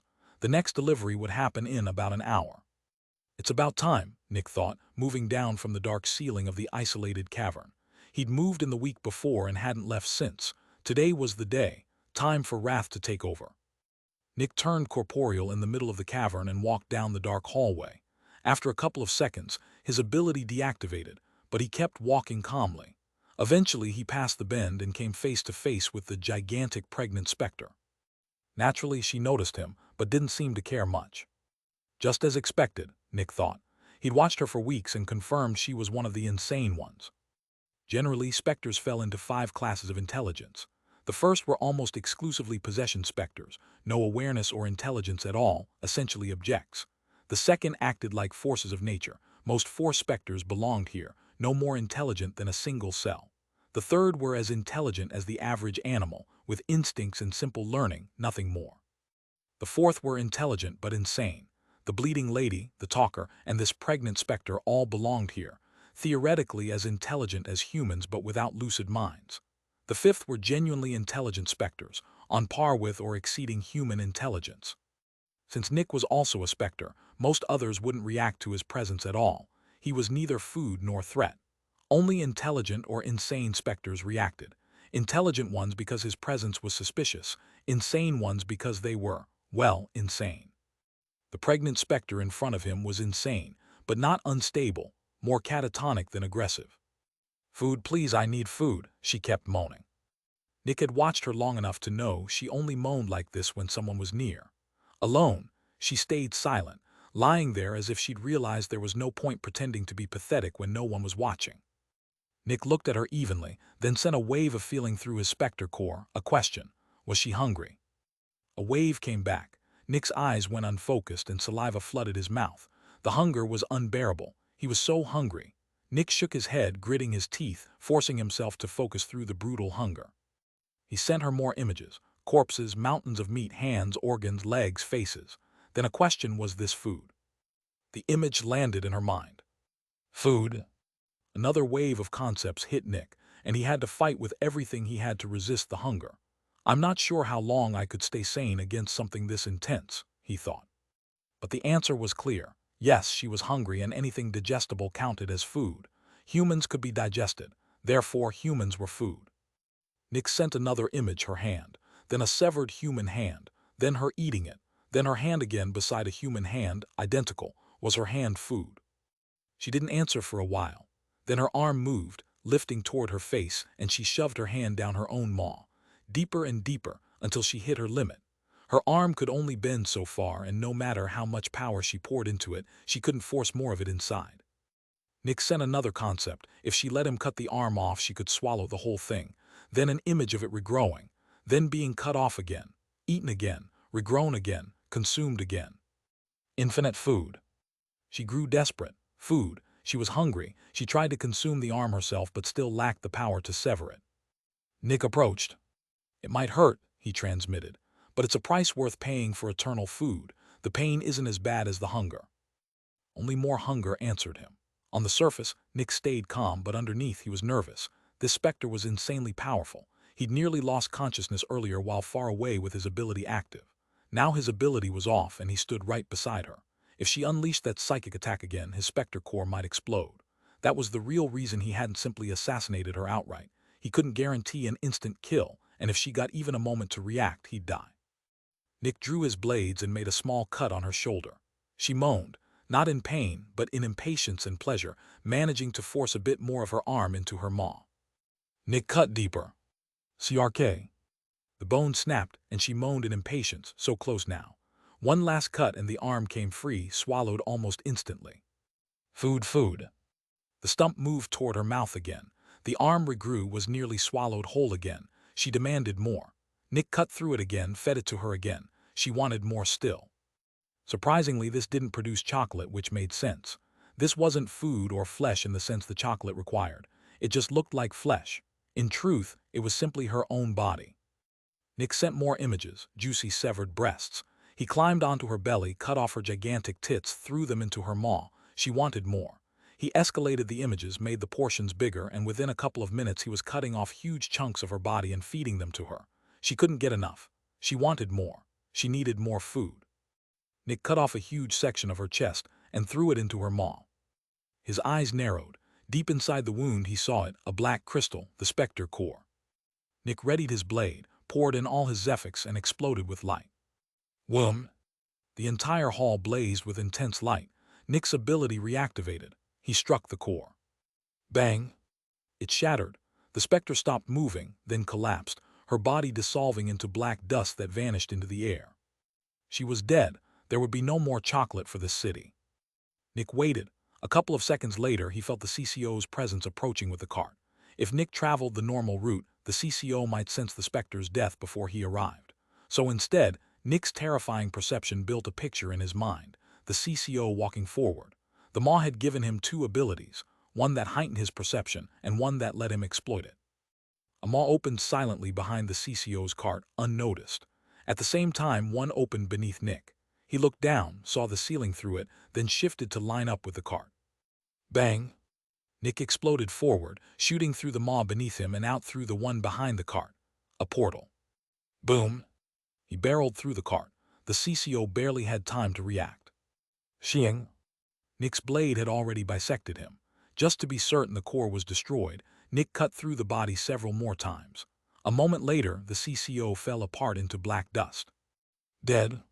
An instant later, Nick sensed the CEO, who'd heard the commotion and grown nervous. A new maw opened beneath Nick, and another behind the man. Chapter 635, Surveillance. Nick moved the CEO's corpse to the side of the room and walked to where the tall Specter used to be. Then he waited. Just as expected, a couple of minutes later the door to the containment unit opened. His ability deactivated almost immediately, and he found himself face to face with the governor. The instant she noticed him, her eyes narrowed, and a wave of Zephyx swept through the cave, startled. Her perception quickly found the destroyed food cart and the CEO's corpse, but neither the CCO nor the pregnant Specter. What happened? Who are you? She asked, eyes narrowed. She could tell instantly he was a Specter, given the nature of his Zephyx. Most Extractors would try to capture or flee from a wild Specter, but she'd worked with them for years. Gluttony's presence has been eliminated from Black Mine City, Nick said evenly. I killed the pregnant Specter, the CCO, and the CEO of Happiness through taste. The governor struggled to believe him. The Specter before her looked at most like a mid-fanatic. How could it have killed the pregnant Specter? But the Specter was gone, and that was a fact. She knew of 3 exits from the cavern, 1 to her headquarters, 2 to Happiness through taste. The pregnant Specter couldn't hide from anyone's perception. It was far too big, which was why they needed a Specter K just to move it into the city in the first place. If anyone had hauled a cage that size through the city, she'd have noticed. Her perception found no new exits either. The only sensible explanation was that it had been killed. She kept her face neutral, but inwardly she was nervous. If it came out that she'd worked with a corruptor, she'd be killed. Still, Aegis almost certainly didn't know. This was a Specter standing in front of her, not a human. Maybe there was a way out of this. Quite brave of you to appear in front of me, she said slowly. Or should I say stupid? Nick didn't answer. I was a hostage of the pregnant Specter, she said, narrowing her eyes. Forced into compliance under threat of my life. Now you've killed it and freed me. If you were human, I'd thank you. But you're a Specter. You only want to force me into servitude again. You might have found a way to deal with that Specter, but you'll find controlling me won't be so easy. Nick looked unimpressed. She pulled out a gun and pointed it at him. You're lucky I haven't killed you yet, she said. Nick slowly lifted his right arm, and a piece of paper manifested in his hand. He tossed it forward without a word. Her perception read through it instantly, and her eyes widened. A full transcript of every conversation she'd had with the CCO over the past months. Nick conjured more sheets, balance sheets, numbers, sales figures, Zephyx production. She grew more shocked with each one, accurate to 2 decimal places, no guesswork. Numbers this precise could only come from the people who generated them and overseen the city's processes themselves. These figures were meant for her eyes only, stored in a secure location in her office. That this Specter could produce them so easily meant he'd already read through the original. But Nick wasn't finished. He conjured more sheets, this time with images. Images of the governor inside her own office in various acts. 2 of them showed her masturbating. She recognized every one of them. Her confidence evaporated, replaced by terror. This Specter must have been watching her for weeks. But how? The truth was he had, though it hadn't been easy. Heroes had strong perception. The real reason she'd never noticed him was that she'd felt completely safe inside her own headquarters, relaxed, careless. She visited the pregnant Specter regularly to absorb its Zephyx. The Specter produced Zephyx whenever people ate its chocolate, not just when it converted food into chocolate, meaning it generated Zephyx constantly. The governor came to the containment unit daily, spending about 3 hours collecting her share before leaving. Those visits were exactly how Nick had slipped in and out of the cavern. As she kept staring at the sheets, her fear deepened. Someone had been watching her for days at least, inside her office, walking behind her, watching her goof off. She was a hero. She could perceive anything within several kilometers. This was her city, her base, her room. The thought of someone constantly present, unnoticed, felt like a violation. It was terrifying. "Can you be honest now?" Nick asked coldly. Her emotions spiraled, her Zephyx turning chaotic. She looked at him, unstable, on the verge of attacking, and part of her genuinely wanted to. But the instant she reached for the trigger, her terror spiked higher. Every instinct screamed that this would be a grave mistake. She knew she was more powerful than this Specter, yet felt certain any attack she launched would be stopped cold. It felt hopeless. He felt unassailable. Nick just watched her, her arm shook. Slowly she lowered the gun. "Why are you here?" she asked, trying to sound confident. "Depends on what you decide," Nick said. "I'm an agent of Lord Wrath." She took a deep breath. She'd expected as much. Lord Wrath wants this city. He has no interest in starving people. He wants them healthy enough to go to war and kill each other over what they believe in. Lord Wrath will take this city one way or another. Your decision only determines how. You have 2 choices. 1, try to kill me and you'll die. Your success wouldn't even matter. My lord already has everything I've just shown you, and if he doesn't hear from me soon, it goes straight to Aegis. Aegis will execute you as a traitor and send a team to root out Gluttony's hold here. When that happens, Lord Wrath will simply wait a few years and return. Aegis doesn't have the resources to watch this city forever.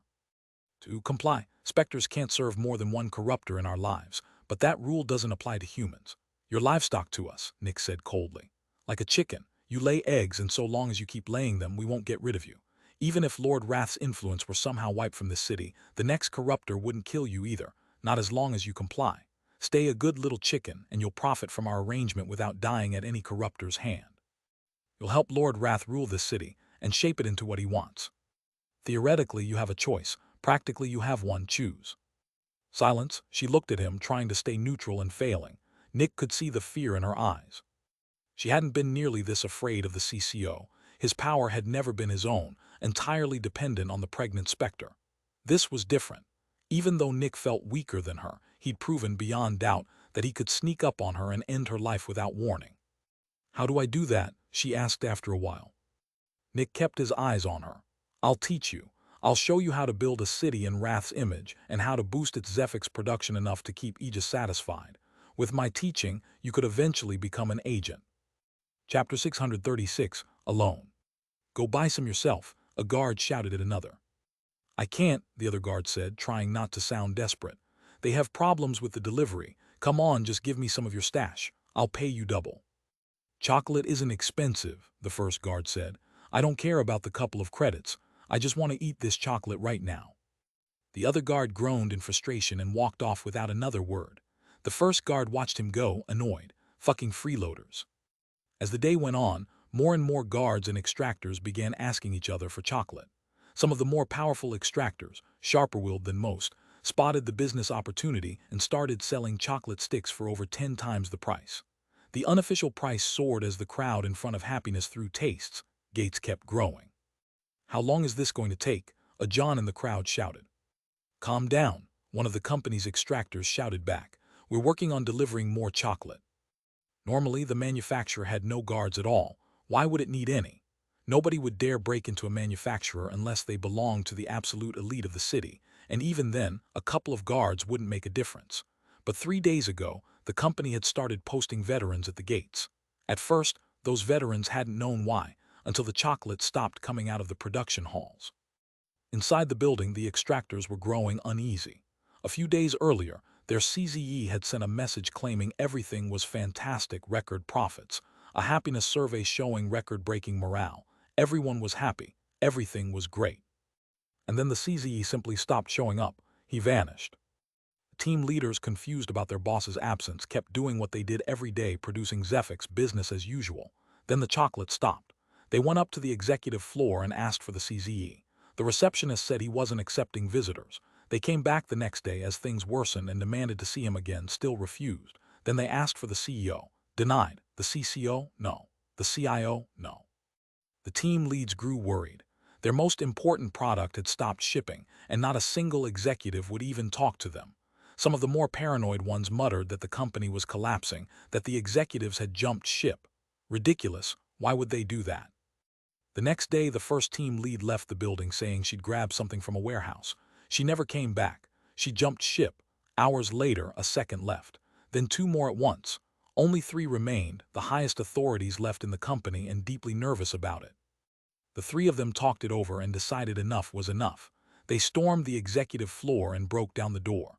The receptionist didn't dare stop them. She wasn't even an extractor.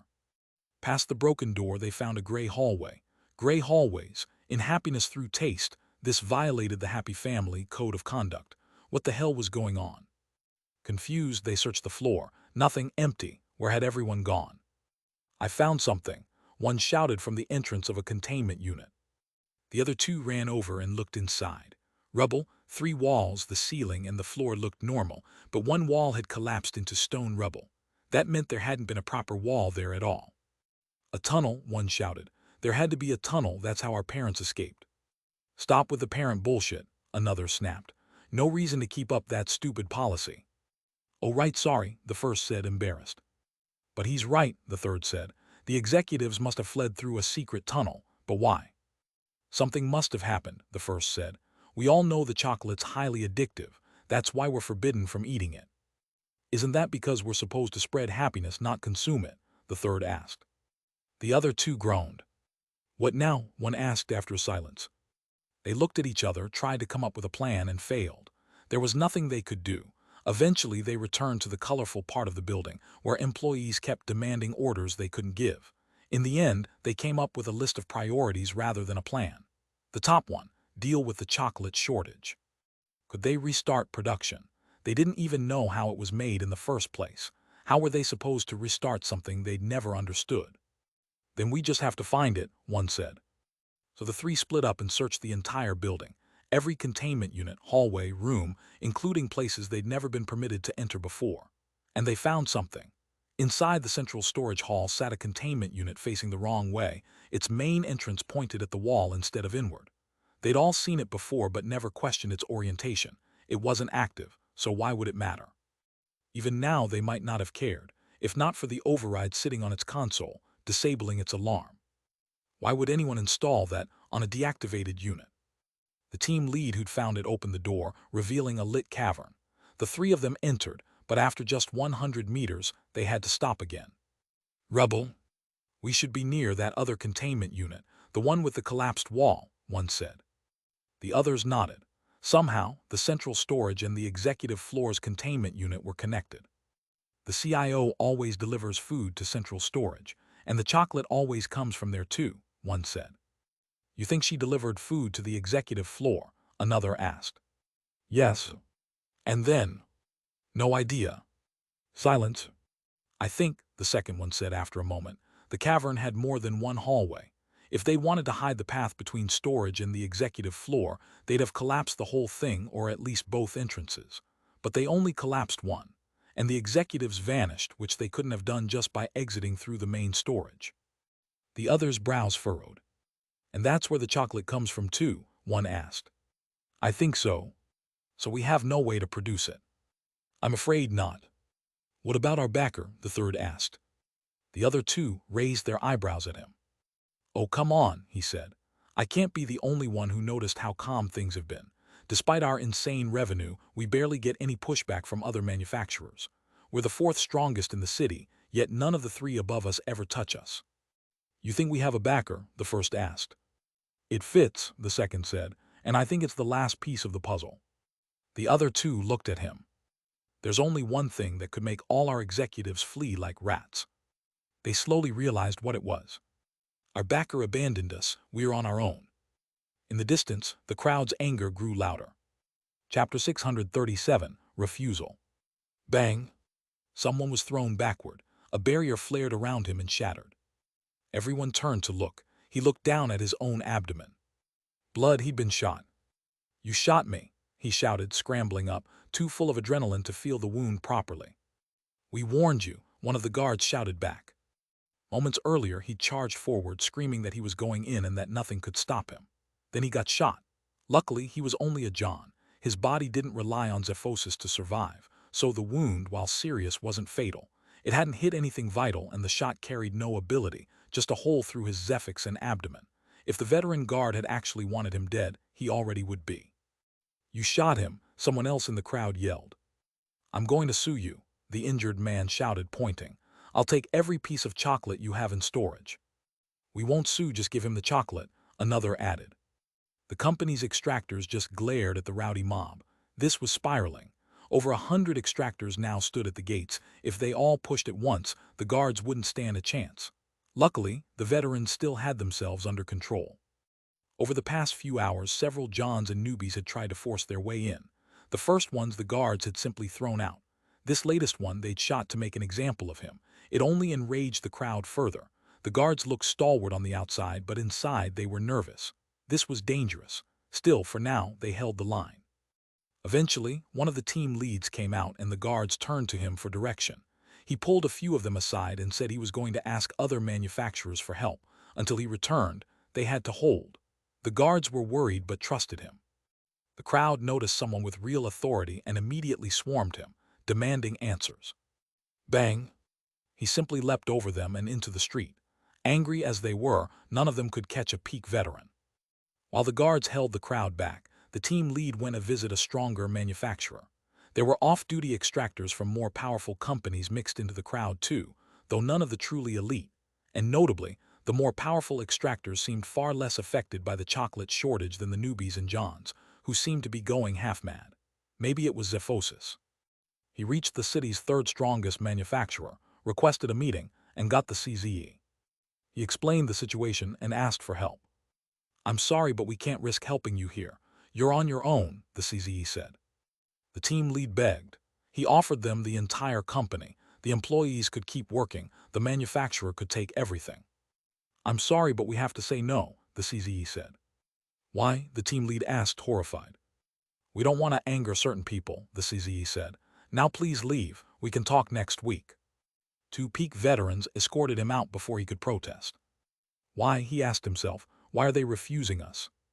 He moved on to the next manufacturer, this time opening with an offer to hand over the entire company outright. No profit demanded, just a way out alive. The second strongest manufacturer threw him out without even hearing him out. Terrified now, he tried the strongest manufacturer last. He couldn't even get through the door. Two experts told him he wasn't allowed inside and wouldn't even pass along his message. He was on his own, that was it. He looked back toward the distant gate of his workplace. The crowd had grown and turned uglier. He could hardly believe what the chocolate had done to these people. He'd known it was addictive, but not like this.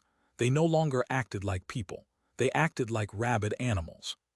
Finally, he took a deep breath and turned toward the city headquarters. If there had been any other option, he wouldn't have gone there. Reporting this would likely solve the immediate problem, but at a steep cost. An investigation. It was obvious his manufacturer had been up to something shady, and a full city investigation would mean the capture and death of many of his coworkers, probably himself included. Other manufacturers would bury the shady stuff, the city wouldn't. He sighed and went to headquarters anyway. At the gate, he told the guards what was happening. They'd seen the incident with their own eyes but weren't authorized to intervene without orders, and no such orders had come. One guard led him inside, straight to the top floor. You can enter, the guard said, gesturing at the door. He took a breath and pushed it open. The moment it opened, a wave of pressure hit him. The governor stared at him coldly. Why are you here? She asked evenly. Governor, he said, voice heavy, happiness through taste is falling apart. Our 4 executives vanished without a word and we found a collapsed tunnel. The city is besieging us and we can't produce chocolate anymore. If you don't intervene, people will die. She looked at him uninterested. What's the most pressing issue? The crowd outside the building, he answered immediately. Produce more chocolate and give it to them. That should handle it. We can't. Why not? You're the producers. Because we don't know how. Explain, she demanded. How can you not know how to make something you produce every day? Because only the 4 executives knew how it's made, he said, then took a breath. And I think it's possible it was never actually made inside our building at all. She raised an eyebrow. So you're not the ones creating the chocolate? Probably not. She studied him, brows furrowing. You understand that something with this level of addictive power can only come from a powerful Specter, right? He nodded. And you're telling me you don't know which Specter? He gulped and nodded. This was exactly why he hadn't wanted to come. So you can't even guarantee it's contained. He avoided her eyes. Tell me, she continued, is it possible your company's been infiltrated by a wild Specter? And maybe, I don't know. Only the executives knew and they all vanished, he said quickly. Her eyes narrowed. Since you came here on your own, you're permitted to gather your people and present yourselves at headquarters tomorrow for a full investigation. Her barrier activated, and part of the wall slid aside, opening onto the city. I'll deal with this. Then she jumped out the window. A few seconds later, he collapsed onto the floor. That was it. He was no longer in control of his own fate. Whatever would happen would happen. Chapter 638, Safe. Stay back, I will shoot. One of the guards in front of Happiness through Taste shouted, guns raised at the crowd. Several people had already been injured, but that didn't deter the others. If anything, they grew more aggressive. For now, nobody had died. While the company's extractors occasionally fought Specters, they'd never fought other extractors. No other manufacturer had ever touched them, so there'd been no reason to. None of them had ever killed a human before, and they didn't relish the thought of being forced to. They'd do it if necessary, but wanted to exhaust every other option first. The shouting grew louder, the pressure mounted. Bang! A barrier flared around one of the guards, a split second before a gunshot echoed through the crowd. The guards immediately zeroed in on a John holding a rifle. The guard who'd been shot at froze in shock, then terror, then rage. He grabbed his spear and threw it. Bang! The spear punched through the John's barrier, through his head, and pinned him to a wall. Silence, the first person had died. Everyone stared at the corpse. The veteran who'd just been fired on gritted his teeth. Everyone back, he shouted, brandishing another spear. I'll do it again if you don't back off. His colleagues took deep breaths, then backed him up. Back off, they shouted. The crowd retreated a few steps but didn't disperse. Instead, they fell silent, whispering amongst themselves. It should have looked like a good sign. It didn't. The whispering felt malicious, like the crowd was plotting how to get inside. The guards watched people sneaking weapons out. The air grew heavy and strained. And then, Governor, someone shouted. Everyone turned to see a young woman with black hair land beside the crowd. For a few seconds, she just looked at them. Nobody dared speak. An instant later, several city guards, specialists, and experts appeared behind her. Everyone gathered here is under arrest, the governor declared. Eyes widened in horror. Everyone. She was arresting everyone. Most of them hadn't even done anything, they just stood there. Sure, a few had attacked the guards, but most had only watched. But the crowd could see she meant to follow through, even though it didn't reflect what she actually felt. She thought arresting everyone was a bad move too. The image of the terrifying Specter flashed through her mind. She was only doing this under his orders. He told her exactly what would happen. Someone from Happiness through Taste would come asking for help.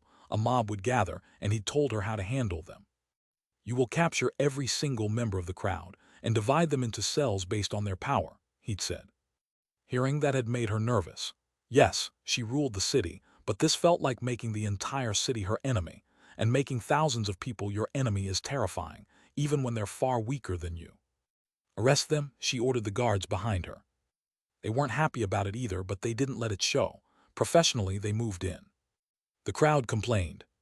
This is unfair. I didn't do anything. Help, I'm being assaulted. This is tyranny. You can't do this, I'm innocent. I didn't do nothing wrong. The first captives were dragged off while the governor kept watch, glaring at the crowd with icy dominance that didn't match what she felt underneath. She was scared. Powerful as she was, something still terrified her. She hoped the Specter's next prediction wouldn't come true. That hope died the instant she saw a veteran bolt from the crowd. The Specter's words echoed in her head. Some people will try to flee, and you will kill them. She'd only killed 3 people in her life, all of them roughly her equal in power. This was just a veteran, no threat to her at all, but now she was supposed to kill him anyway. She didn't want to. Bang! The veteran exploded into a cloud of gore. But she had to. If she didn't comply, she'd be next. That Specter felt far too dangerous to defy. "Why did you have to run, you idiot?" she thought, gritting her teeth. "I didn't want to be a killer, you know." "Nobody moves," she said coldly. "I just wanted to be stronger. I felt stifled in this small city. I just wanted to become an agent and get out of here." The crowd froze. So what if I worked with a Specter for a while? How else was I supposed to get stronger? Suddenly, several people bolted in terror. The pressure of a hero's rage too much for them to bear. The governor watched them scatter, and a mask of unending rage settled over her face. Bang, bang, bang, bang. You would have done the same.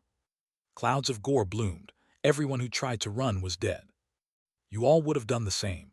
You'd have chosen your own power over everyone else's happiness too. That's normal, that's human. You're the ones forcing me to kill you. You're the ones putting this guilt and doubt on me. You're not better than me. You're just as horrible as I am. She silently glared at the crowd in unending hatred. Nobody knew what she was thinking. They only knew not to move.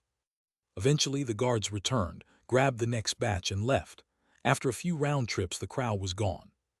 "Governor, we made 137 arrests," a specialist reported. She took a deep breath. "Keep watch over them." The Specter's next words surfaced in her mind. "Chances are," she continued, "they'll start attacking each other." The guards looked uneasy. "Governor, what are your orders if they actually start fighting?" the specialist asked. "Anyone who initiates physical violence will be executed on the spot," she said. With those words, she just condemned dozens more to death. Yet somehow, that felt easier than killing someone with her own hands. A decision that would end 100 lives weighed less than strangling one person personally. The guards weren't thrilled. "Governor, are you sure? There has to be another way. We could restrain them and wait for." "I gave an order," she cut in. "Anyone who initiates violence will be executed." The guards were stunned. They'd known her a long time and never expected this from her. Sure, she wasn't the friendliest, but she'd always been fairly diplomatic. Some might even say she played it safe, careful not to anger anyone in the city. This was not playing it safe. She turned her gaze to the Happiness Through Taste building. "I want a full investigation of this company," she ordered. "All of their Specters will be confiscated and contained by the city. Any manufacturer wanting access will negotiate with me personally. If any Specter goes missing, I'll collect the heads of everyone involved. I want every single extractor from this company in containment units interrogated. I want to know what's been going on here and where this chocolate comes from. I want every wall in this place torn down." She turned to her guards. "I want this done by the book," she said, voice threatening. "And if I find anything that looks suspicious." In her mind, the image of the terrifying Specter seemed to smirk. "I will not hesitate to collect heads." Chapter 639, Investigation Complete. The investigation of Happiness Through Taste began. The extractors were set aside and watched as the guards entered their building. The guards' faces soured the moment they saw the interior. What the fuck was this design? Was this a manufacturer or a nursery? "All right, boys," one of the experts shouted. "We're taking everything apart. Leave no stone unturned. Every containment unit, every locked door, every floorboard, every wall. The governor wants it all searched." The guards shouted confirmation and got to work. Doors were pulled off their hinges. Some of them relished getting to demolish an entire building. Others were nervous about running into unknown Specters. Floorboards came up. Within an hour, over 50 extractors were combing through the place. Paper piled up across the floor as walls came down. A handful of guards sat with mountains of documents in front of them, tasked with reading through anything even slightly relevant. Bang! A female guard dumped 100 kilos of paper in front of one of the readers. "This is from the office of the CZE's secretary," she said. The reader frowned at the pile but perked up at the mention of its owner, pushed her current stack aside, and started in on the new one. Nearby, someone broke through a wall without stepping through it, just studying its interior with interest. They were being thorough about everything. It took the guards almost a full day to search the building, and even then they weren't finished. Huge piles of paper still awaited reading, and part of the site remained impossible to investigate. The guards found the collapsed secret tunnel easily enough and could tell a tunnel had once run there. Clearing the rubble wasn't hard for extractors, but the stone walls gave no hint of where it had led. At least not for that tunnel. The one to central storage was easy enough to trace, though it told them nothing useful either. In the end, there was nothing more they could do about the collapsed one. Whoever was backing this manufacturer had covered their tracks well. Most of the investigators eventually left the building, though a few stayed behind, still buried in paperwork. Their job wasn't done yet. Either way, today was the day every extractor from the company would be interrogated. One by one, the most advanced interrogators worked through them. Most turned out to be victims themselves, forced to live in this ridiculous environment, forced to act like children as grown adults. None of them thrilled about it. But a few raised suspicion, and whenever they did, the interrogators sent them up to their superior. The superior escorted each suspicious person to a special containment unit and left them there, without knowing why, only that it was the governor's order. Curiously, he only ever brought people in. He never brought them back out. Each time he arrived with someone new, whoever had been there before was simply gone, and he had no idea where they'd gone. That held true for 3 days, until the day he opened the door to find the previous occupant still inside. "What are you still doing here?" he asked, surprised. "Sir, I was told you'd escort me out," the extractor said carefully. The superior frowned. He'd never had to do that before. "All right," he said, "get out." The man walked free, and the superior shoved his new charge into the unit instead. "Follow me," he said, closing the door. The two of them walked toward the exit. "Sir, if I may ask," the freedman said, "what was that in there?" "What was what?" "The dream, I guess. Is that the right word?" "Explain," the superior ordered. "Well, shortly after you left, all the lights turned off." The superior's stomach dropped. They'd turned off the lights. Was that how they tortured people here? That seemed needlessly cruel. "But instead of pain," the man continued, "I just fell into some kind of trance. I saw visions from my past, and it felt like everyone in the city was talking to me at once. I didn't know what I was doing, but I just answered all their questions automatically." "What was that?" The superior frowned. "This sounds dangerous and confidential," he thought. "I shouldn't have asked." "That's confidential," he said, feigning knowledge he didn't have. "Oh, okay," the man said. They walked the rest of the way in silence and reached the exit. "I'm going now," the man said, turning to head back into the city. The superior just nodded. The man started walking. "Why are you the only one?" the superior suddenly asked. "Excuse me," the man said, turning back. "Why are you the only one I had to escort out? I never saw any of the others." The man looked a bit nervous, though the superior could tell it was the nervousness of being put on the spot, not someone hiding a secret. "I don't know," he said. "I don't even know what happened." The superior studied him a moment. He seemed like a genuinely good person. Was that the reason? No, things couldn't be that simple. In this world, good people didn't get rewarded. If anything, they got punished, taken advantage of by others. There was no way this man had survived purely by being decent. Right. Eventually, the superior went back inside. A few hours later, new orders arrived. A list of names, all to be arrested and contained separately. The guards complied, rounding up over 50 extractors and more than 150 wealthy civilians. Their families grew worried, but the guards assured everyone this was only for interrogation. They'd see their loved ones again. All of them were placed together in one large containment unit, eyeing each other nervously. Most of them knew one another already. They'd been running shady deals together for years. They played innocent, but they all knew exactly why they'd been brought here. The governor had found out. They reassured each other. Surely the city couldn't imprison all of them. Together, they owned nearly 10% of every business in Black Mine City. After a while, a guard opened the door. "Dmitry Errol," he called. An older man stood and approached. The guard led him out. 2 minutes later, the same guard returned. "Stasia Afirio," he called. An older woman stood and left. Over the next 30 minutes, one name followed another. "Jenkins Garvelnir," the guard called. Jenkins, a younger man, stood and followed the guard down a flight of stairs and into a narrow hallway. The guard stopped at a seemingly random door, opened it, and stepped aside. "Enter," he said. Jenkins walked through. Bang! The door shut behind him, though he barely noticed. His entire focus locked onto the pile of bodies in front of him.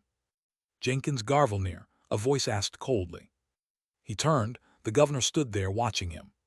"Why, yes?" he asked, still not registering what was happening. She nodded, pulled out her gun, and shot him in the head. His body flew back, landing at the edge of the pile. It would soon be beneath it. The governor took a deep breath, glancing nervously into the corner, where a discreet shadow of black smoke lingered. She decided against speaking to it and turned back to the pile of corpses she herself had made. She tried to stay calm. Then the door opened again, and another person walked in. She checked the list of names as they stared, in shock, at the pile of bodies. Chapter 640, Go Eat. The pile of corpses was fed to the Specters. The following day, letters went out to the families of the executed, informing them of their loved ones' fates. A wail of despair echoed through the wealthy edges of the city that day, one the rich citizens of Black Mine City wouldn't forget for decades. And yet, this barely compared to what happened in the middle of the city almost every single day. The anguish of 150 families losing a member paled next to the anguish of the starving majority. But the powerful didn't care. Someone else's pain didn't lessen their own. Within a day, the rich banded together and began a revolt. Seeing what had happened, they realized the same fate could await any of them, so the families of the victims joined forces with everyone else who felt threatened. For once in their lives, they stood united against a common enemy, the governor. She was the one who'd executed their loved ones. Before their revolt could properly get underway, two others joined in: Swirling Abyss, the city's most powerful manufacturer, and Vertigo Box, the second most powerful. Neither had originally intended to join, but they received outrageous news of their own. Some of their people had been part of the mob that tried to storm happiness through taste, and while their arrests had seemed fine temporary, surely, today they learned that nearly all of their arrested extractors had been executed. Brawls had broken out in the holding cells, apparently.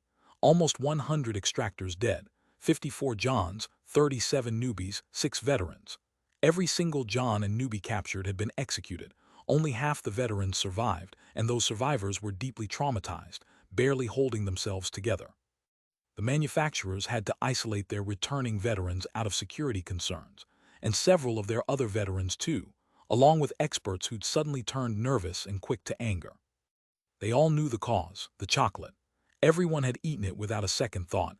They knew it was addictive but hadn't cared much, assuming extractors could handle a bit of withdrawal. The effects turned out to be far worse than expected. While only 10–20% of Johns and newbies had even been arrested, the remaining 80–90% shared the same fate anyway, some attacking each other and needing to be put down, some contained but then attacking the walls until their bodies gave out, some restrained and screaming so hard their own muscles snapped their bones. Only 6 newbies and 2 Johns who'd never touched the chocolate survived unscathed. This enraged the manufacturers. They were already furious the city had legalized such a dangerous product and wanted to use it as leverage in future negotiations.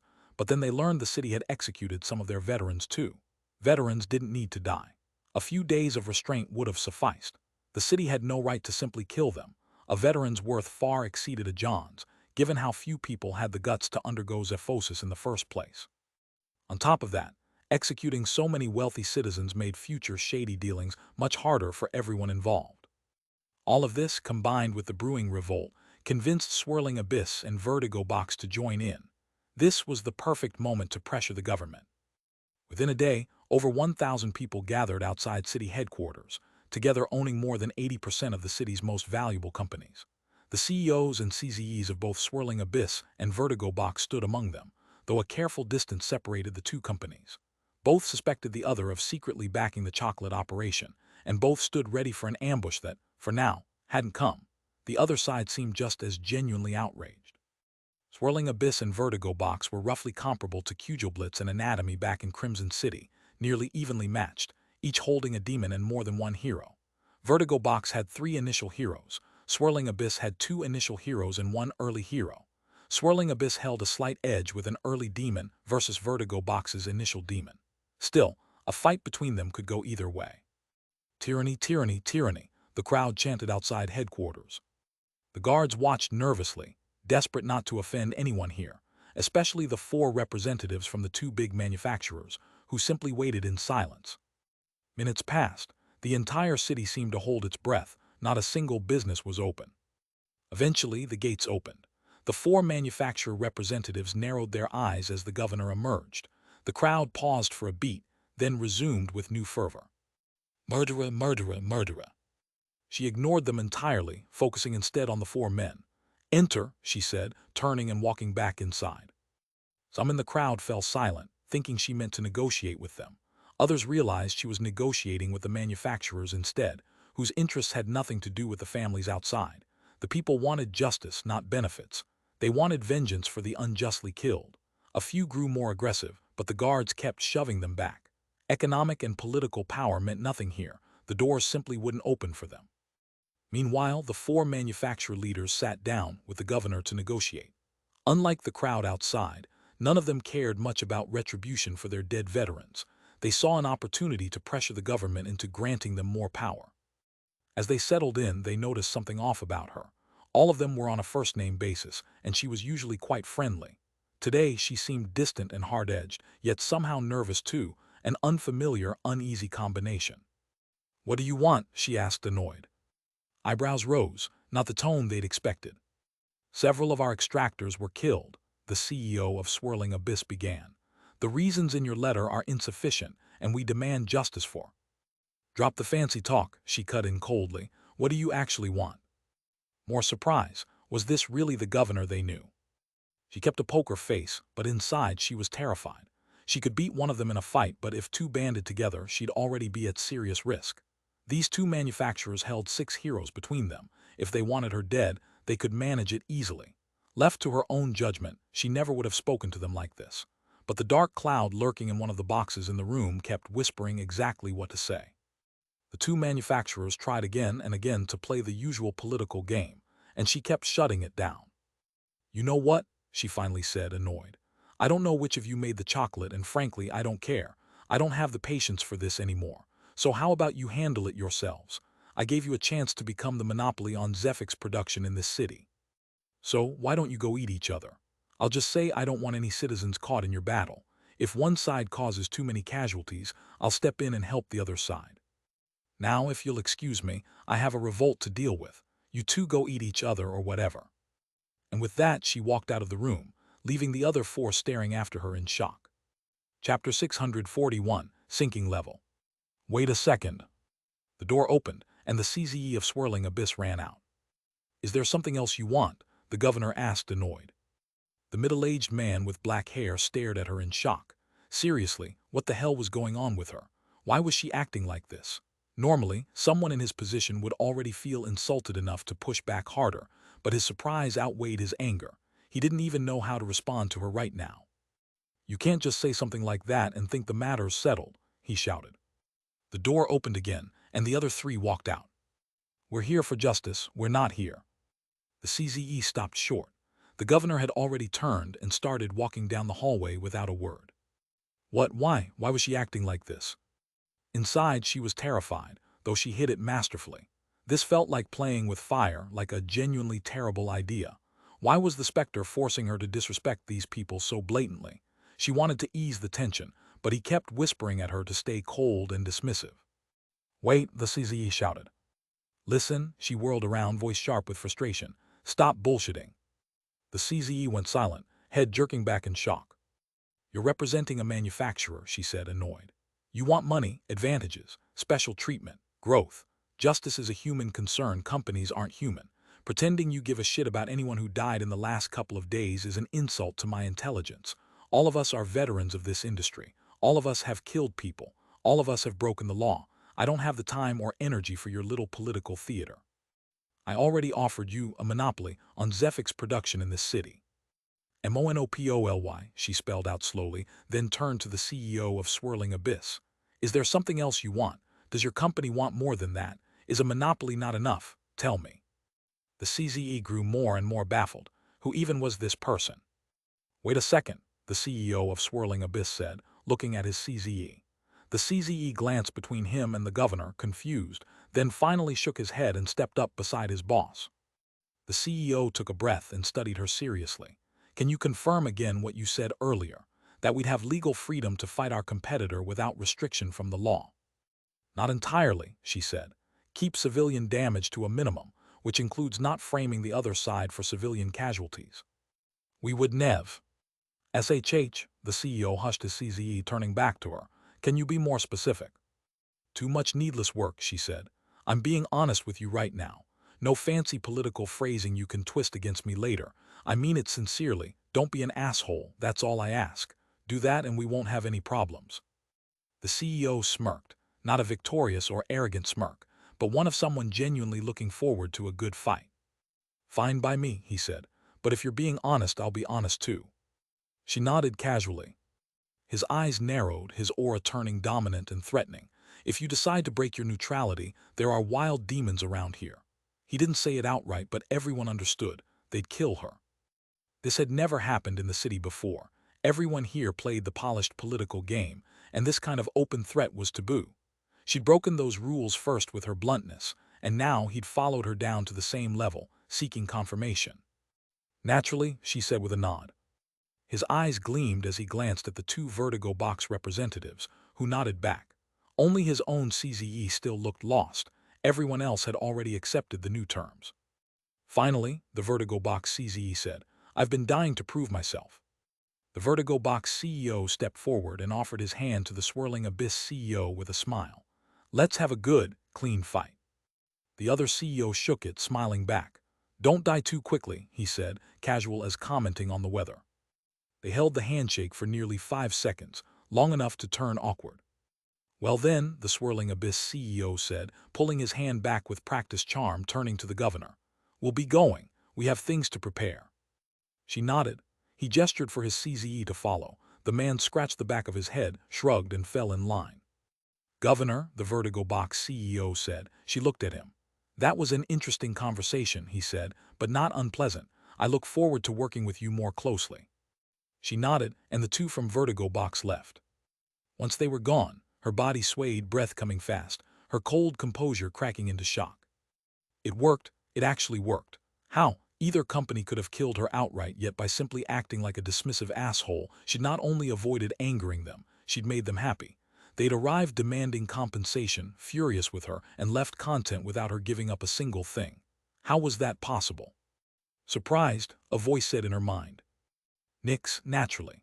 Over the months of surveillance, he'd practiced creating manipulation lines further, far easier for Specters within their own Specter cores, so it hadn't taken much effort to find a way to project his voice into someone's mind.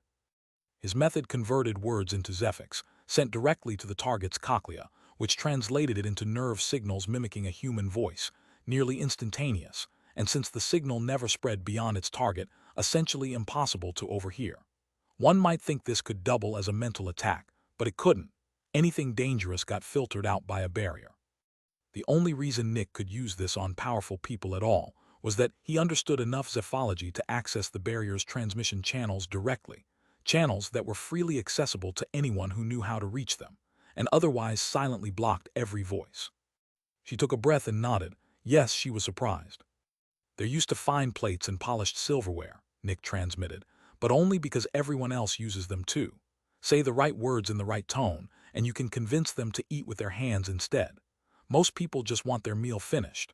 So long as they don't feel insecure about it, using their hands to speed things up won't bother them at all. They want more power. Right now, all of it sits with the other side, so you let them go take it. However you frame it, the fact remains. You gave them exactly what they wanted, and because you kept the rules vague, they'll err toward caution during the fight, which means fewer problems for ordinary people. Now we just need to handle the riot at the gate. That part will be even easier." She looked toward the exit, took a breath, and walked out. Chapter 642, Justice. The governor walked out of the building and looked at the shouting crowd. "Murderer.